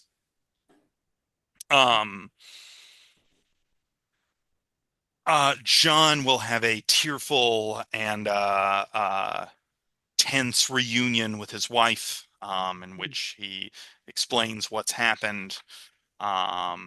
And yeah, nobody is particularly happy about that. But maybe don't reanimate your dead child with zombie magic. That's the takeaway from this. Not necessarily. He realized as soon as kind of it was done with, he realized the great mistake he'd made. And Gans will sing your praises as you return to Greenspires. For you've rescued John. The mill is intact. It hasn't been destroyed. And so he will sing your praises as having gone on a heroic rescue mission. So things are kind of better overall for most people, not so much for John Stewart, who lives in the mill, but overall. Arguably, he should think it's better for him, but I think you're right that he will not necessarily believe it that way. Yeah, he might be wrong about where the utility in this situation is, to be fair. Yeah. Yes. Utility is in the very useful mill that grinds everyone's. It's interesting what you were saying about parents. I mean, I think one of the ways in which parenting, sort of might twist sounds like it has a negative connotation, alter your moral judgment, right? Is that your willingness to take on sort of moral harm to yourself, right? By doing something you might think is wrong, if you think it's, in some sense advantage to the interest of your child. I think a lot of parents, right, probably feel like they would, and maybe that is illustrated in that situation, right? That at some level, maybe Miller here knew that necromancy is wrong, right? But was thinking of it in terms of, well, I'm doing the bad thing, but it will save my child, right? And I'm thinking more in terms of like my child and myself than like potential harm to the town. Mm-hmm. By telling myself, well, I'm down in this hole, so he can't. Yeah, that's right. I mean, I think it's kind of interesting, like if it were different necromancy that didn't make them like lust for flesh, It Yeah. is, or Alas, this was all he could find. yeah. I brought Um, I brought this up because I love playing necromancers, and I'm well known as a GM for building friendly undead, um, who are grosser looking than they are acting. So like, Yeah.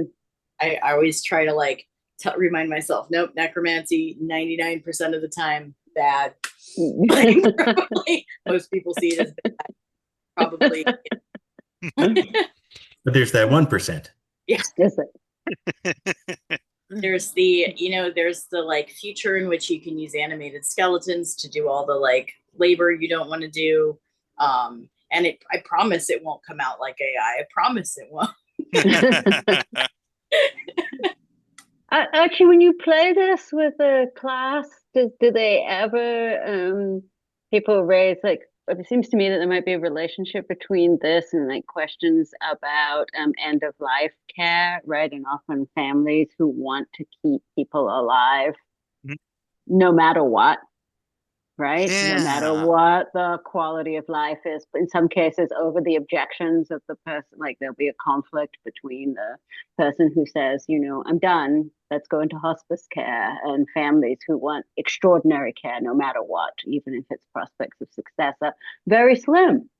Yeah, no, that's a really great point, and not one that gets brought up a lot in that way. A lot of what Mm, ends up happening is people will sometimes talk about, after learning a bit about Kant, about whether John has really used his son essentially as a mere means, mm, mm, in this way. But I also really like I like the idea of framing the issue that way, as like, you know sustain life at all costs, no matter mm, what it's like. I think that's another nice way that it could be framed mm, if you're running this. I think you'll get a lot of pushback.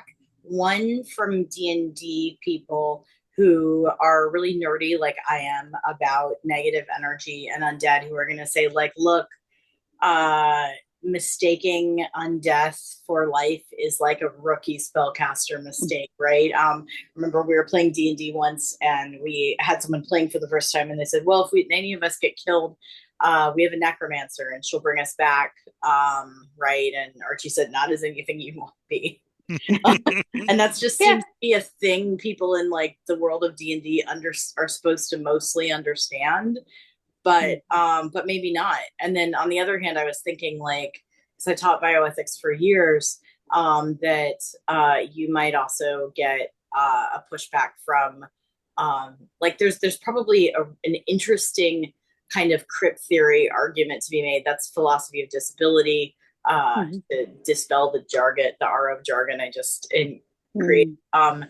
about what constitutes like a life worth living, like that question itself being heavily That's weighted. why I framed it in terms of like what Yeah, the person themselves is saying yeah, about their Yeah. life, right? Like overriding that authority that the person has to say about like, I don't, so if you think about people dying of cancer, where it's like, well, we could do more chemotherapy and you get an extra few months, but it's oh, going and to their be family mis writing, yeah, and they're their family is saying, no, we can't let them go into hospice as long as there's a treatment left, right? But I agree with you. Yeah, I wasn't thinking about it just like that an external judgment about the value of life, but see, overriding I was still stuck thinking about zombies and whether I would want to be a zombie.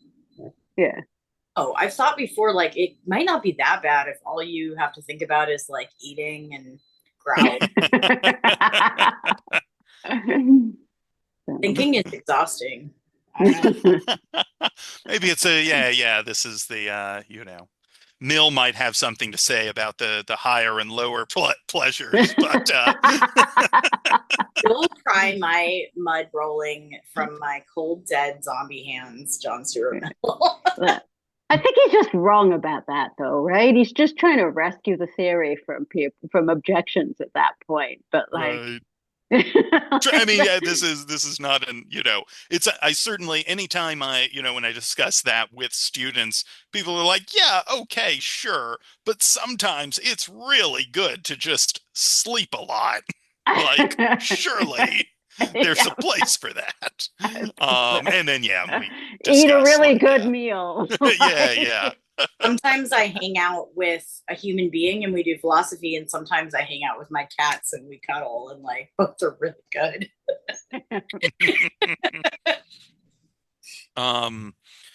Well, thanks so much for hopping on to play through this adventure. For those of you who have who are watching or listening, there is clearly a threat that seems to have arisen, originating with this witch, which we'll learn more about in the next adventure in the path. There's also this strange silvery wolf creature that seems to be of ambiguous status to a certain extent, prowling around the woods. And there's lots more fun philosophy to discuss in this adventure path. So please do check out the BackerKit for Old John Stewart's Mill, first adventure in the Witch's Weird adventure path. And check out Witch Please Publishing, the publisher. Thanks again for listening, and thanks so much, friends, for coming and doing this with me. I had a really great time, and I hope all of you did too. Thanks for writing it and running it for us, Archie. This was a fun. Yeah, Thank you. this was fun. Thank you so much. Awesome. Thanks. Well, eventually we'll do part two. Maybe we'll reconvene for that, but that's a question to answer down the road. Bye, everyone. Bye.